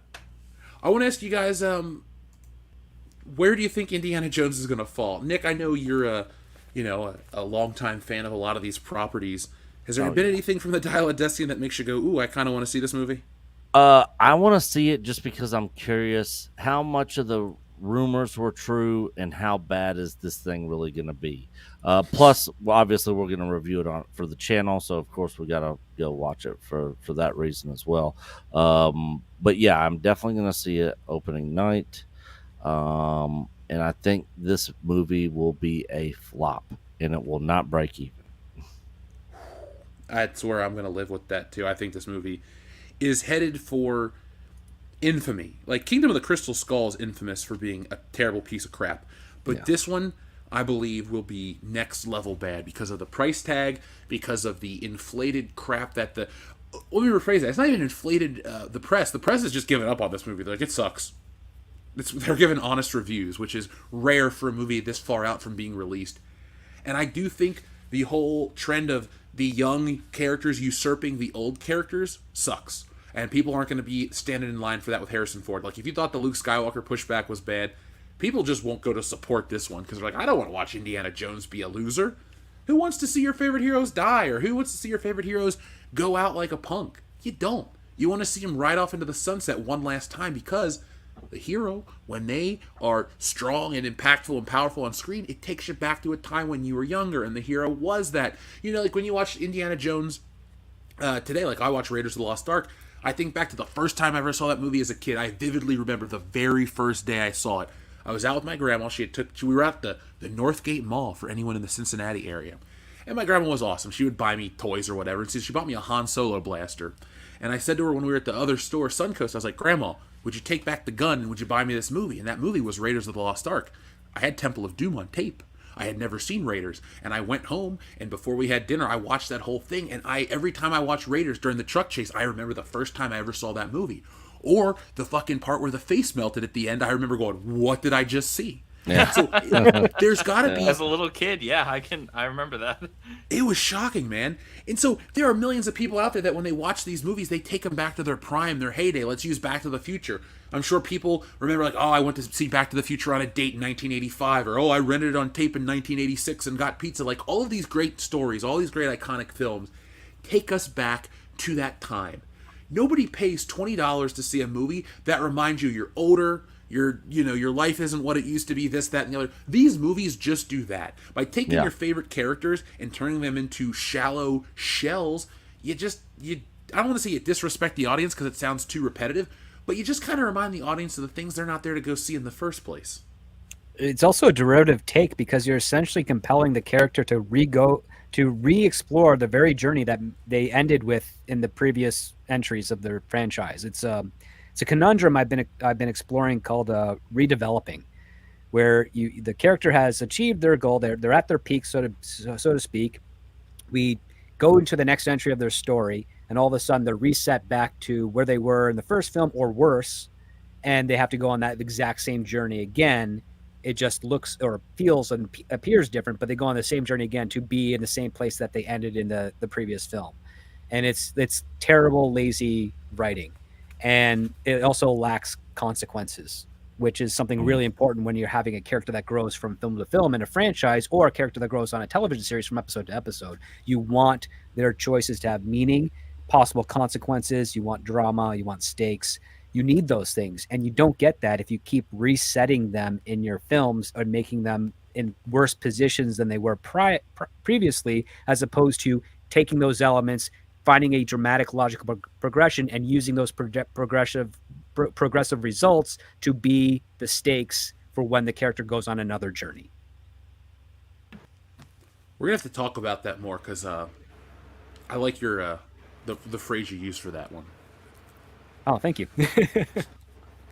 But yeah, it's another dumpster fire waiting to happen. And I know people like to look for a positive spin, but with Indiana Jones 5, I don't see a positive spin. The only thing positive I can think of coming from this movie is more toys, and hopefully that video game doesn't get canceled, the one they've been talking about for the last couple years. Like, I'll go support Indiana Jones in the video game world. I don't need to see any more movies with him. Yeah.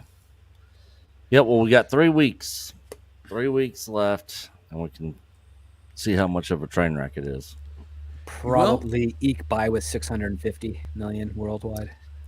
Yeah, I'm thinking 657, absolute top 657. I don't think it goes any higher than that. Yeah, I think it'll match similar to Guardians of the Galaxy. Yeah. Now, Kingdom of the Crystal Skull brought in $787 million, and adjusted for inflation, it's like $1 billion. But and this was research I did for my video for tomorrow. If you do the box office adjusted for inflation, Kingdom of the Crystal Skull made the same amount of money that Last Crusade did, and Raiders of the Lost Ark is still the most successful one when you adjust it for inflation, because it's like that one's 1.2 and the other ones are 1.1, like pretty much tied. So it's interesting that like Indiana Jones in a way has plateaued financially, and it's also interesting that the price of the ticket has gone up. So how many less people are actually going to see the movie? And it's not necessarily less people, it's less repeat viewings. Yeah, that's what I was getting ready to say. I bet it's less repeat viewings. Because Raiders of the Lost Ark was the first of its kind that people had seen in that form. It was very familiar with regards to the old serial adventures that it's inspired by. But it's the first like feature film thing, had solid beginning, middle, and end, interesting, likable character, Harrison Ford on his rise after success with Star Wars and whatnot. So people wanted to see that movie again and again. When they saw the sequel, they're like, oh yeah, that was great. But you know what? I probably want to stay home, maybe watch the Raiders that's on TV after, because it was probably being televised broadcast. And that's usually what happens with a lot of films, especially now when they're released back on home video so quickly after they leave theaters. You don't have that gap where it's like, oh yeah, we're gonna have the sequel and it's coming out the same month or season that the original is hitting video on demand or VHS, DVD, Laserdisc, whatever the format was at the time. So you don't actually have that synergy there. Basically, people can go to the movies and be like, oh yeah, I saw it, I liked it, but you know what? I like the first one better. So instead of going back to see that, I'll just watch the first one at home because I've got it on Blu-ray or what have you. And that's usually what happens. Nothing that can really be changed unless the movie is like absolutely phenomenal, which is always a rarity because it's so hard to capture lightning in a bottle.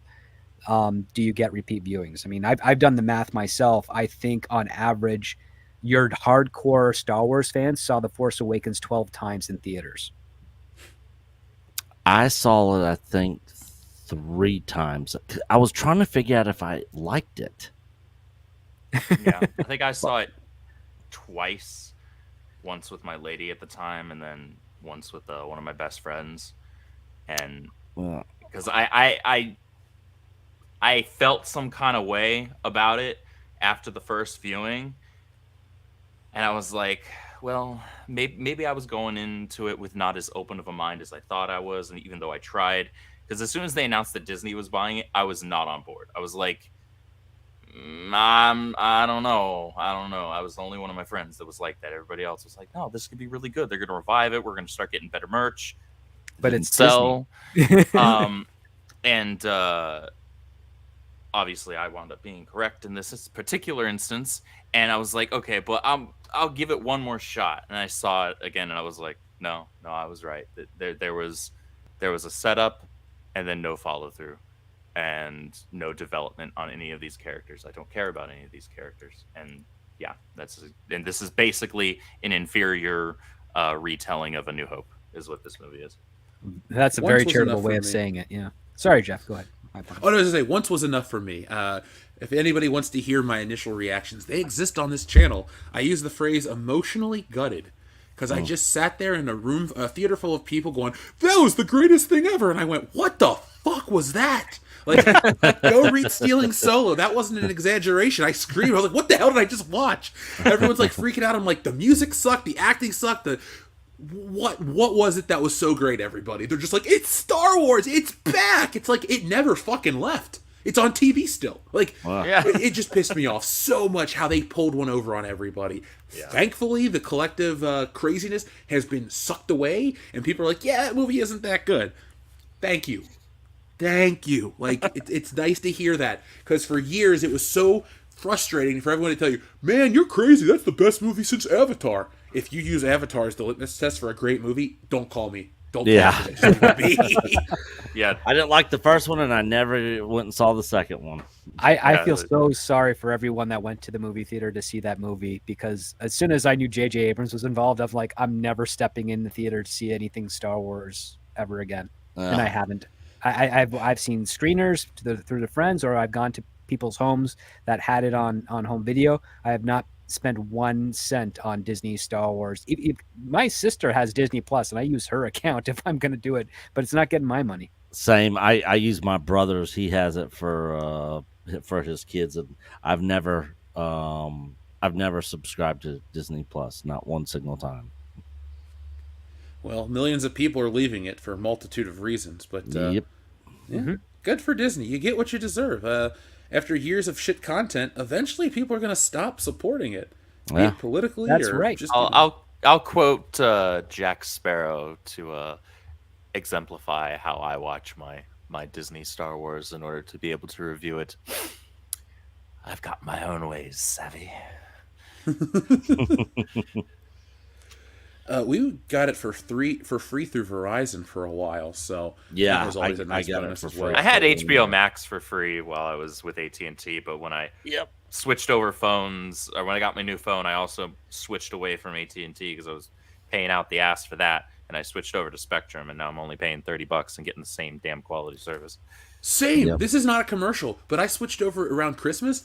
It's so nice not to spend $220 a month on a phone bill. Like, yeah, like I was fucking service. I was already paying for internet through them, and so I just added the $30 a month, like their maximum phone plan, and so my internet plus my phone plan combined is cheaper than what I was paying for just my phone through AT&T. So I'm like, what? Why didn't? Well, I know why I didn't do it sooner because I was paying off my older phone. But yeah.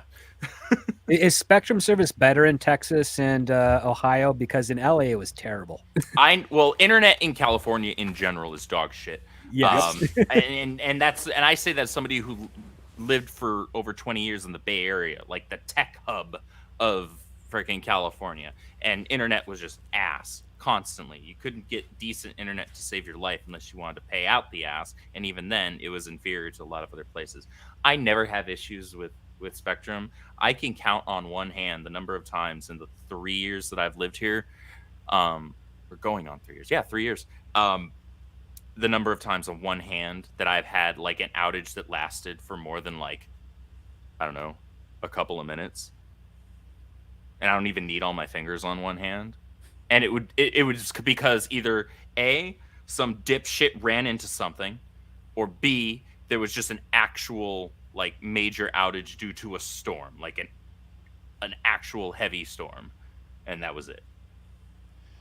Script, to give you an answer, I had, for the last couple months of being out in California, my Spectrum phone was fine. I never had a single issue, so, being far away from Ohio, it still was decent. Oh, that's not bad, because the last few times I was in California, I had to do the temporary, the 3-month, 4-month plan services. So many blackout zones all over the LA area. I was like, why am I not getting a signal? It was very frustrating. Yeah, I'm glad that somebody else realized that the internet in California was terrible, because I would be on these streams and I'd be like, what is happening? Yep. But, how's my internet crapping out? It doesn't even happen now. I feel like the power's back, so I'm happy about that. Is there anything else you guys would like to say before we check in with our wonderful audience? I'm curious about what the audience has to say, actually, so I'm good. Yeah, we got a lot of good stuff. Let's get those super chats. Yes, so thank you to everyone who's joined us tonight, folks. Hit that thumbs up button. We've been having a lot of fun. So, TLJ Screwjob says the lineup for the ride for The Simpsons is more than the ride. Or I like the lineup to ride The Simpsons more than the ride. I do too. They play you Simpsons commercials. They have all that new animation they created. The ride's fine, but I don't really like it. So, it is what it is. But I'm with you, TLJ Screwjob. TLJ Screwjob also says, genuinely hope live-action Little Mermaid doesn't beat $550 million of the 1989 original. Is it looking like that? Because I don't know where it's sitting right now, but it's. I hope it doesn't beat the original adjusted for inflation. Yeah, that's what matters. It's tracking in the same behavioral patterns as Aladdin, but I don't think it's going to reap in as much money as Aladdin. Yeah, I mean, Aladdin was $1 billion picture, so.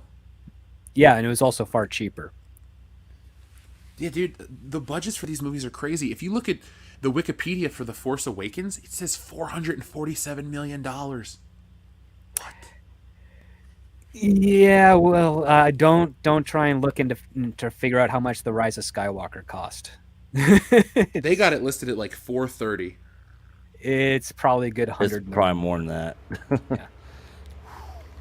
They had to reshot rush to get it everything 3 done. times, almost from scratch. That alone should get somebody fired, but who am I? Who am I to judge? I'm not Bob Iger. That should get everybody fired. Yeah. I'd fire every fucking buddy. Like, George Lucas got rid of, or had issues with Gary Kurtz over certain things with Empire. Yeah. But, I mean, how could a studio let them reshoot a movie 3 times? It's Star Wars. It'll make its money back 10 times over. What are you, dense? Yes, you are. If it's good Star Wars, shoot, Well, even halfway decent, and that's being super generous. That's actually being far more generous than it deserves for Force Awakens. That was more hype than anything, and that's why it made $2 billion, because people hadn't caught on to the fact yet that Disney was going to start Disneyfying the frickin' franchise. Andrew, it was so exciting to see Han, Luke, and Leia together. Oh, wait, they weren't together on screen. Nope. I was going to say, you saw a different cut of the film than I did. Out there in the multiverse is a version of The Force Awakens that doesn't suck.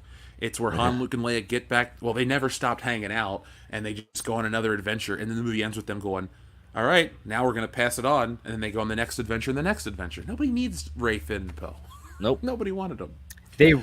Finn was such a brilliant concept that they squandered. I mean, it was a really good concept. It wasn't the first time that concept had been, utilized. It was the first time on screen. And so, yes, it was a good concept that they squandered. Shrubbles Await says, the second and third Back to the Future films leave a bad taste for me. It was due to Crispin Glover, Marty McFly's dad, not being brought back to the film, and they used his face mold for the film. Yeah. Crispin Glover thought he was the star of Back to the Future. Yeah, it's more of a him thing, not them.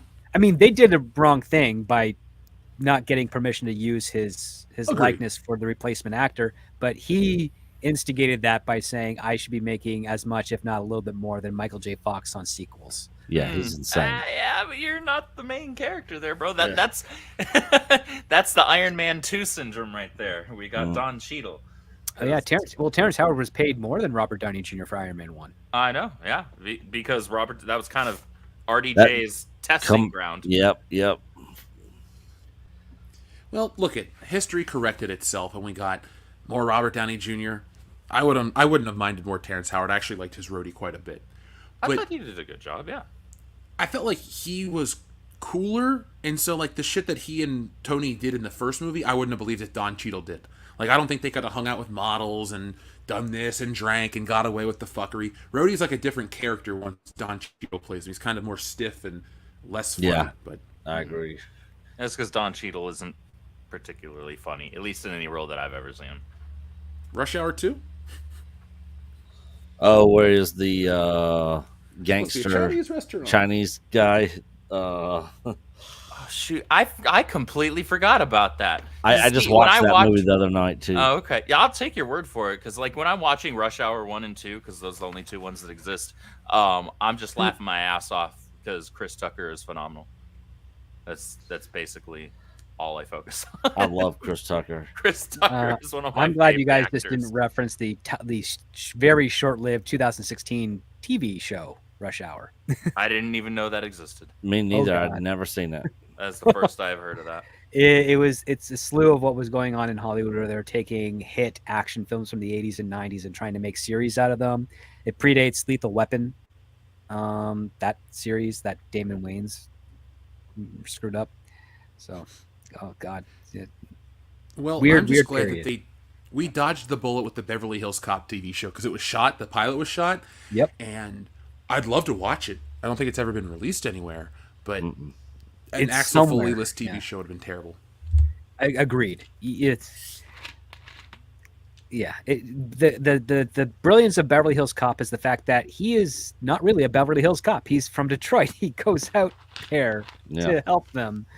At 3 instances, you keep pushing it for a series. It's going to be like, well, why doesn't he just work for them? It doesn't have that strange attractor that the trilogy worked with. The only thing they could have done is if Axel would have gone out there to become a private investigator, like he jokes at the end of the first movie. Other than that, don't touch it. Really, just leave it alone. They should have never even made a third one, but you've heard me complain about that, folks, for years, so I'll leave it be. TLJ Screwjob says, speaking of history, raise a glass or whatever you have, water, juice, beer, soda, to those that fought for us on this day in 1944. It's D-Day. Yep. When we stormed the beaches of Normandy. Oh, we were talking about that this morning. Do you guys have any family members that fought in World War II?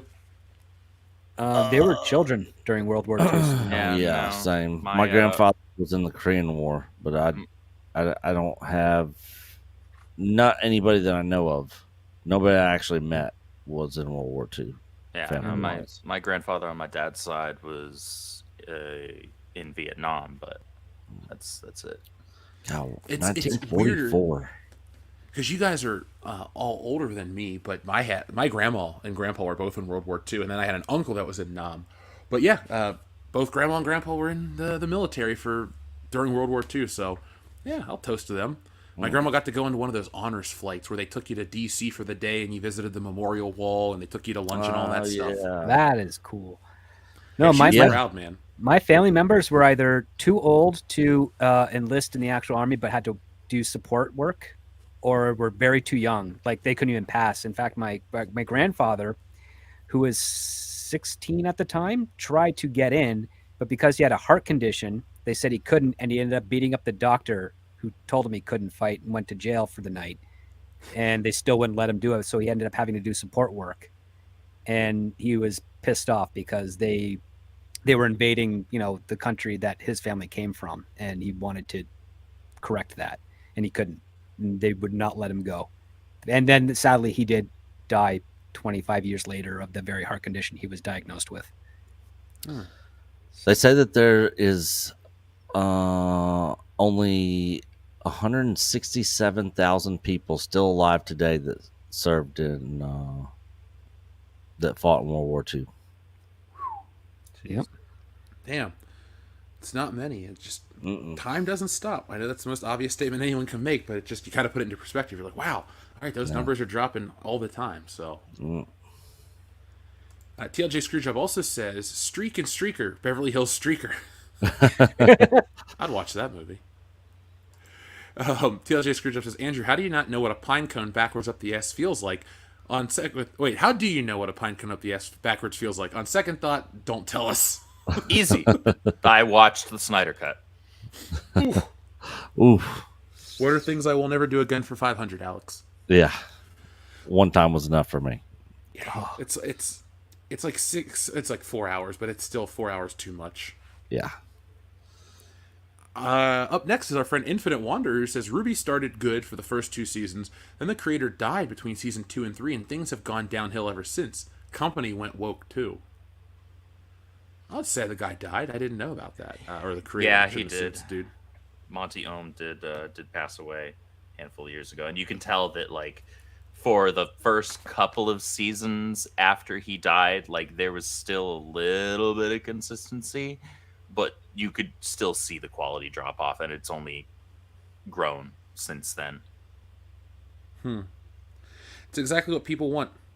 The animation quality has gone up. However, unfortunately, the writing quality has gone in the opposite direction. Well, they can't all be winners, Andrew. You know this. Guess not. So Georgian asks for an Iron Grogu, please. Of course. So, folks, here's your button. Remember, it gets a little loud towards the end, so just a heads up. But this is a fun one that we have here. Where is our friend Iron Grogu? Mando! Welcome back, my friend. A little welcome gift. That's not the only gift I have for you.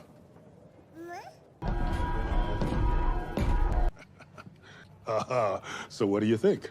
Maybe when he's older. No. What do you mean, no? I think he's saying he's old enough to operate it. Yes. Yes. Yes. Yes. Yes. No! You can't steal my catchphrase! No! Yes. No! Yes. No! Yes. No! No! No! Yes. No! Yes. No! This is completely off topic, but Jeff, do you remember that time the Miz ripped him apart? Oh, on Smack Talk? Yep. You're talking smack? Yeah, I remember that. Dude, I was on my feet clapping. I like The Miz. He's legit. I know he's gotten a lot of shit over the years, but he's been there for almost 20 years. That's a hell of a career. And he's got... Oh, you're muted, Jeff. He muted himself by accident. Yeah, my mic cut out randomly. I'm like, wait, hold on. Now I'm on the other mic. Give me a second. I was getting to say, you sound louder now. Yeah, I hate this mic. Sorry, hold on a second. Technical difficulties are the worst. Yeah. Absolute worst. My freaking audio on my computer just crapped out on me. I can only listen to sound through a headset now. Are you serious? Yeah, my speakers Same thing don't work. The same thing happened. How do I sound better? Yep, Oh, yeah. yep. Yeah, you sound normal now. The same thing happened to me, Nick, today when I was, not just today, but yesterday when I go to edit my videos. All my sound works except when I need to replay back what I just recorded. I'm like, well, great. Yeah, I don't know. Exactly. I don't know if it's a driver update that happened recently or what. It's weird. I'm gonna have to mess with it at some point in time and see if I can fix it. But It's Windows wanting you to upgrade to Windows 11, which I refuse to do. But same. Oh, dude, I had to do that for screenwriting software. So far, I have not had a problem, but I'm still upset because I miss my Windows 7 that I had prior. Even though I hated that too, I miss Windows XP. That was the bomb. That was great. Yeah. I liked XP. I have an XP computer at the at another location, and so I got an XP, a Dell XP computer still as well. we should do old tech talk. What we should do is we should just try to run a show off old technology and see how it works. Yeah. Oh boy. Hey, I got a Windows 98 install disk around here somewhere. Are you serious? Yeah. Shit, I don't even have a disk drive in this computer. I can just look at the disk if you want. Yeah. TLJ Screwjob says, Jeff, script. As writers, is there any point to something like Mando Season 3 Coruscant? No payoff until Season 4 or whatever. Why wait so long? Script, I'll defer to you first. Well, I'm not a big advocate of delaying payoffs for initial setups. I think if you're going to set something up, especially in a television show, that you find a way to pay off as much of it as possible by the end. And hopefully, if you're a clever enough writer, that payoff can lead as a precursor to something you're setting up for later, but not necessarily guaranteed to deliver. Because for anyone that is not working necessarily at Disney, if you're doing your own independent stuff or you're working at other studios or networks or what have you, you're not always guaranteed another season of your show. Yep. The audience is the one that determines whether or not you get another season of your show by tuning in and talking about it and showing support and whatnot. So it's best that you don't want to tantalize them to the point where they'll never reach the catharsis you're going for. You kind of want to make sure that if you're starting something, you are able to finish it so that your audience will come back to see what you can do next. And the stuff that's been going on at Disney across Marvel and Star Wars has been essentially, we aren't going to complete this story in this season. You got to come back for the next one, kind of like a carrot on the stick type of thing, or dangling keys. It's trying to swindle you instead of actually delivering on something and then seeing how the audience reacts and says, you know what, we can come up with another story to build on top of that and make it even better. That type of motivation is around, but the ability to bridge that between the creative and the audience demand has been burned many, many years ago. Yeah, it's almost like when you watch a show, like there'll be certain story arcs that wrap up and you kind of get a resolution to it, but at the very end there's some sort of twist or something on something else that starts a whole new story arc that brings you back to the next season. I thought Game of Thrones did that very well in the very early seasons of that. Same with Breaking Bad. In Mando season 3, by the end of it, I was just like, I literally, if the season 4 started the next week, I would have no interest. Yeah.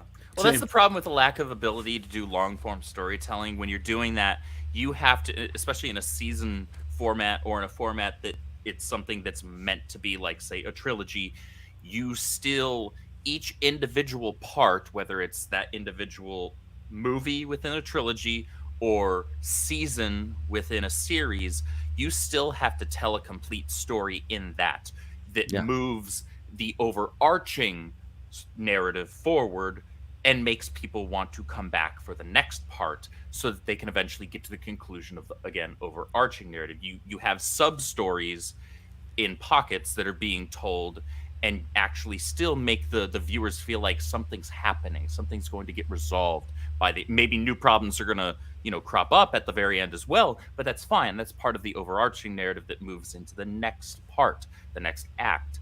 But a lot of these writers just don't know how to do that. Either that, or like you said, script, they're deliberately just saying, "Oh, you got to come back for the next one." Yeah, but you didn't tell a complete story in this one. Do you know what a great television show is that basically gives you step-by-step instructions on how to master this formula? It's William Dozier's Batman from 1966. They're all two-parter episodes, but each individual episode completes the initial story, which that completion sets up, first of all, the capture of Batman and Robin, and then their cliffhanger, and it sets up the real crime of what the villain is going to do in the following episode. And it's beat for beat, excellent. And I strongly advise anyone, if you're into writing and you want to tell good long form stories, but also know how to tell contained stories that end with good cliffhangers, watch that show. I know people say it's campy, but it's actually brilliantly funny. Campy, I think, is just the interpretation that was left in people's mouths when Batman '89 came out, and it was just so different. They're like, oh yeah, the other one was silly and stupid, but it's like, it was brilliant. There's a lot of really clever jokes in there that stand the test of time. I watched that show all the time as a kid. I absolutely loved it. Me too. It was my first interaction with the character. I've never seen the other stuff yet because it was airing in syndication when I was a child. I was born in '84, so that was what was on TV, Batman wise. And I was like 4 or 5 when the movie came out, and I'm like, that's way different than the one that I love, but I love both and still do. Yeah, same. Yep. I enjoyed that show quite a bit. I would catch the reruns on FX in the early 90s, or whatever the part of the 90s was. I loved that show. Real quick, TLJ Screwjob, the one thing I would add is, in terms of payoff, I'm happy with a payoff in a movie. Like, I like when movies stretch it out, like Hot Fuzz is the prime example I use of, like, every little bit, like, who's packing? Farmers' mums. Random line in the beginning of the movie. What happens at the end? The farmer pulls a gun, the mom pulls a gun. Like, little bits like that, the callbacks, the stretching out. I love that in film.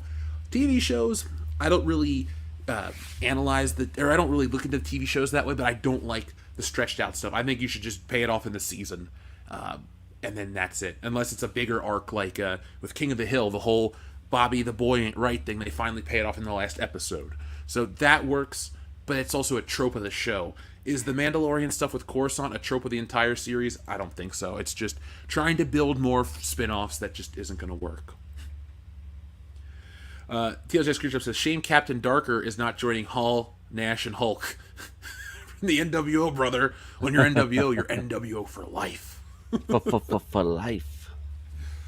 I just did a too sweet to nobody. You didn't see that because I don't have my camera on. TLJ Screwjob, thank you again. He says, thank you, Script. I said the hallway scene screws up Vader years ago on the WCBS podcast, and Jeff talked about it. I said, I guess Vader was tired and agreed on self-sabotage and Leia. Yep, I think less is more. I think Darth Vader is much more intimidating when he stands there with his hands around his belt and points at people than when he whips out the lightsaber and starts flipping it around and shit. It looks cool for 5 minutes, but do you remember it the same way you remember that lightsaber duel with Luke in Empire Strikes Back? No, you spent the whole movie of him choking people, choking his own people, getting the upper hand on the rebels at every turn, and then finally stopping laser bolts with his palms. That scene makes Han Solo look just as cool, though, because he doesn't even hesitate. He's like, oh shit, and just starts shooting at him. And then boom. Everybody looks cool in that scene. Everybody, even Leia. Yeah. We have an awesome super chat from one of my favorite YouTubers out there, WDW Pro. He says, just sending kudos to my friends. Let's collab soon. Oh, God, yeah, of course, man. Jeff, breaking news on The Acolyte in the morning. Love other guests and friends. Nick, check your email. I love to others and guests and friends. Check your email, Nick. Yep. Checked it and forwarded it to Coach. We will reply. I will be checking that out, your morning update, because WDW Pro, you and Valiant put out the best stuff in terms of numbers and reliability. I like your takes all the time. So yeah, we definitely collaborate. We can make anything happen. The audience wants it, you want it, we want it. So yeah, I'll send you some messages on Twitter, and we'll make it happen. Now I'm excited, Andrew. We got another fun show ahead of us. Hell yeah. TLJ Screwjob says, there was an EU book I read called The Changing of the Guard, where Anakin, Obi-Wan, and others went undercover and ended up involved in a rebellion. The rebellion is Grey, not the Jedi or the Republic. I have not seen that or read that book, TLJ I didn't Screwjob. read a whole lot of EU books. Same.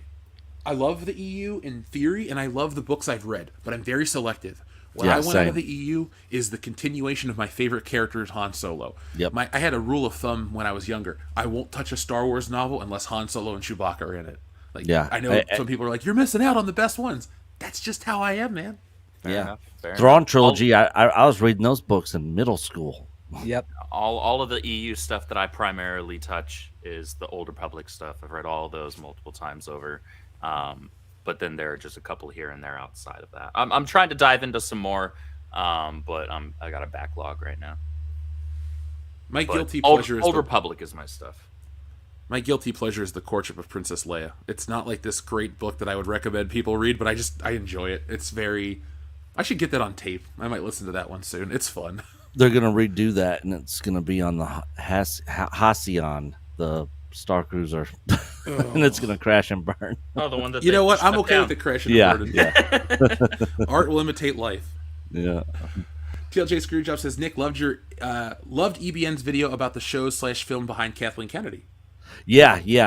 That's the one where our Boom canceled little short clip came about.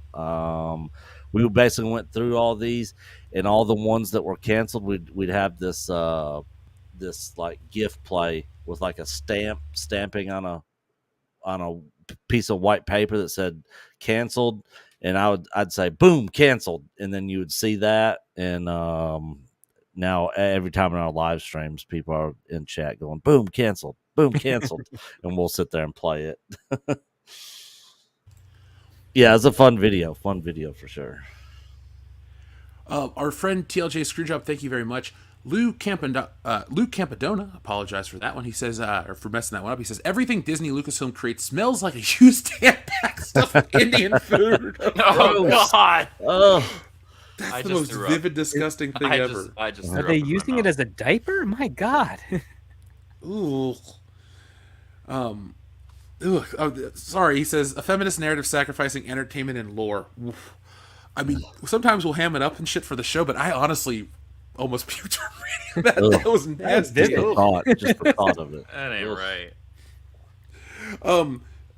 I keep talking real quick. I don't want to go into a tangent, but I'll bring this up since you brought up the narrative stuff. I'm listening to that audiobook on the history of comics. It's wonderful, but they got to a section on Gail Simone, and I just skipped it. I was like, I don't need any of this shit. So that woman has had a lot of help. Yeah. Yes, she has. Ethan has a lot of stories about her. They're all entertaining stories. I love those ones. Adama, thank you very much for being a member as well as the super chat. Anybody that's a member, we thank you as well. We appreciate all the support you give WCBS constantly. He says, "Hail the High Council." Earlier, you guys were talking about Rogue One, and if I remember correctly, didn't the Dark Forces game featuring Kyle Katarn tell the same story back in the 90s? Yes, and better. Yep. It was better. That's exactly what I was referring to when I said that the idea of Finn wasn't the first time it had been done.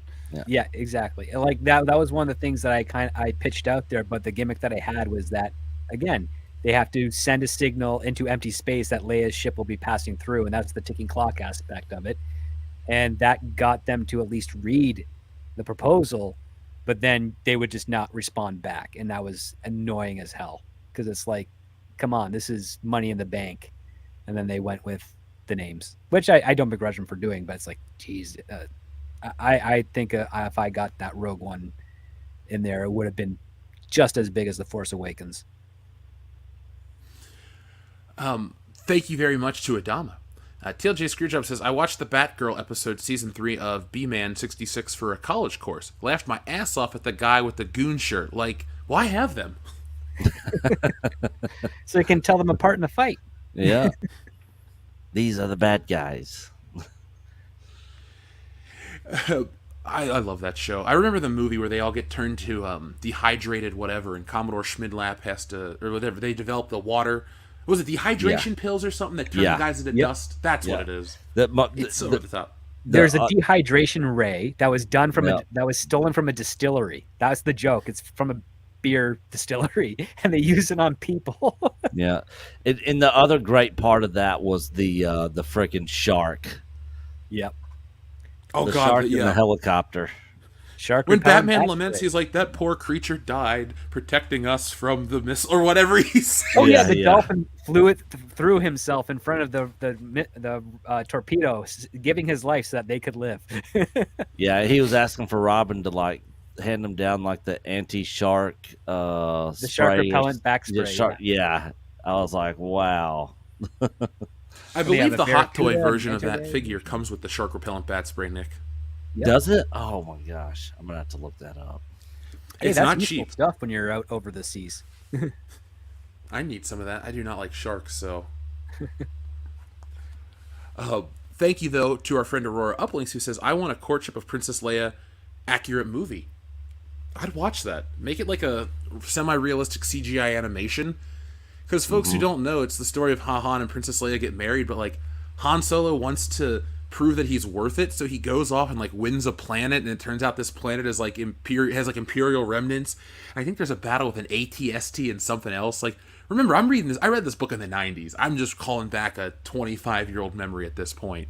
But yeah, I remember sitting there in the library watching this show, or reading this book, excuse me, and thinking, wow, this is awesome. And it was so dumb. I read it at the library. I remembered what page I was on, and then I rode my bike back to the library the next day. I don't know why I didn't just rent the book. What? Jeff, so did you not 10. have anybody that could explain how libraries work?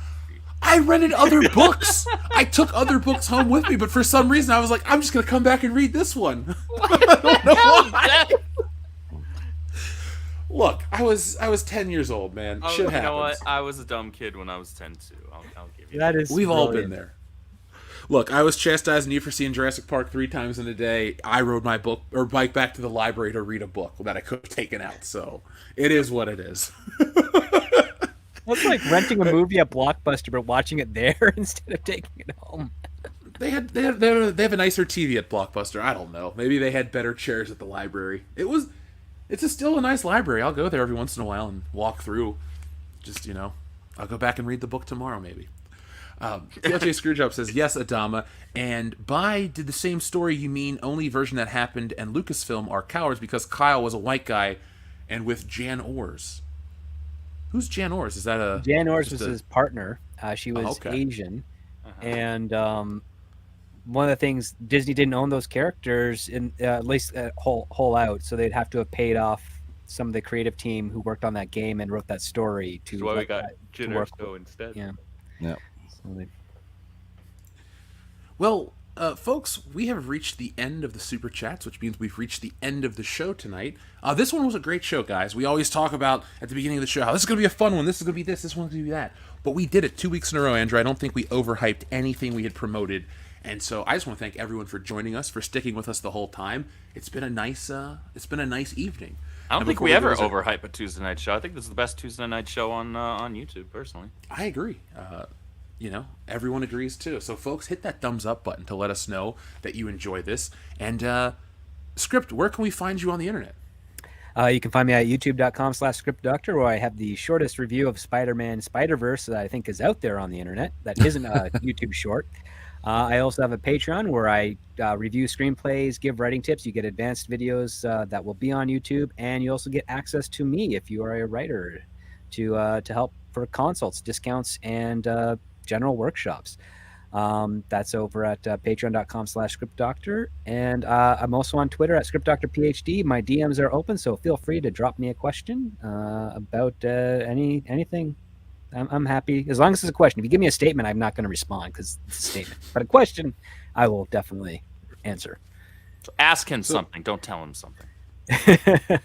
So if you get a bunch of messages just stating that Batman 66 is a fun show, you're just going to be like, okay.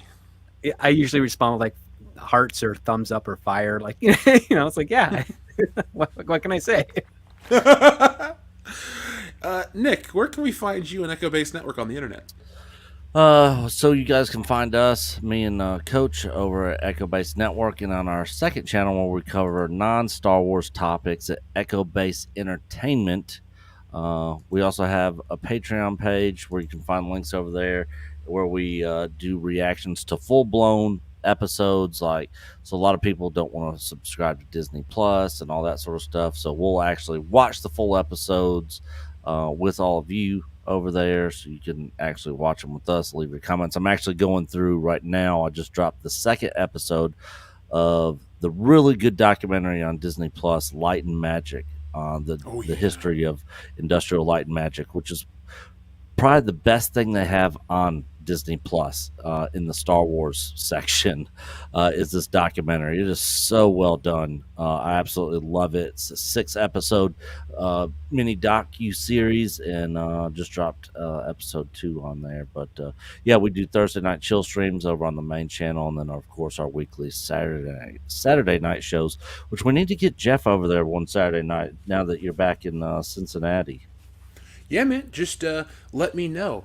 Give me some advance. This week I got a birthday to go to and a wedding the night before, but other than that, I'd love to come hang out. Yeah, you guys are always a blast. Andrew, was there anything you'd like to tell the audience, and where can we find you on the internet? Well, you can find me over on Twitter. You can find me on Twitch, a Caffeinated Wolf, where I stream games throughout the week, including community Mario Kart streams when I, put myself through hell, because that's exactly what Mario Kart is. Somebody told me it was supposed to be therapy once. They lied. And you can find me here every Tuesday night. Maybe you'll find me on Good Morning Pop Culture one of these days. And oh yeah, you can also find me all over Twitter when it comes to the Rippaverse stuff, because I am the creative and social media manager for the Rippaverse. If you are signed up for our newsletter, keep an eye out. ISOM 2 is coming this month.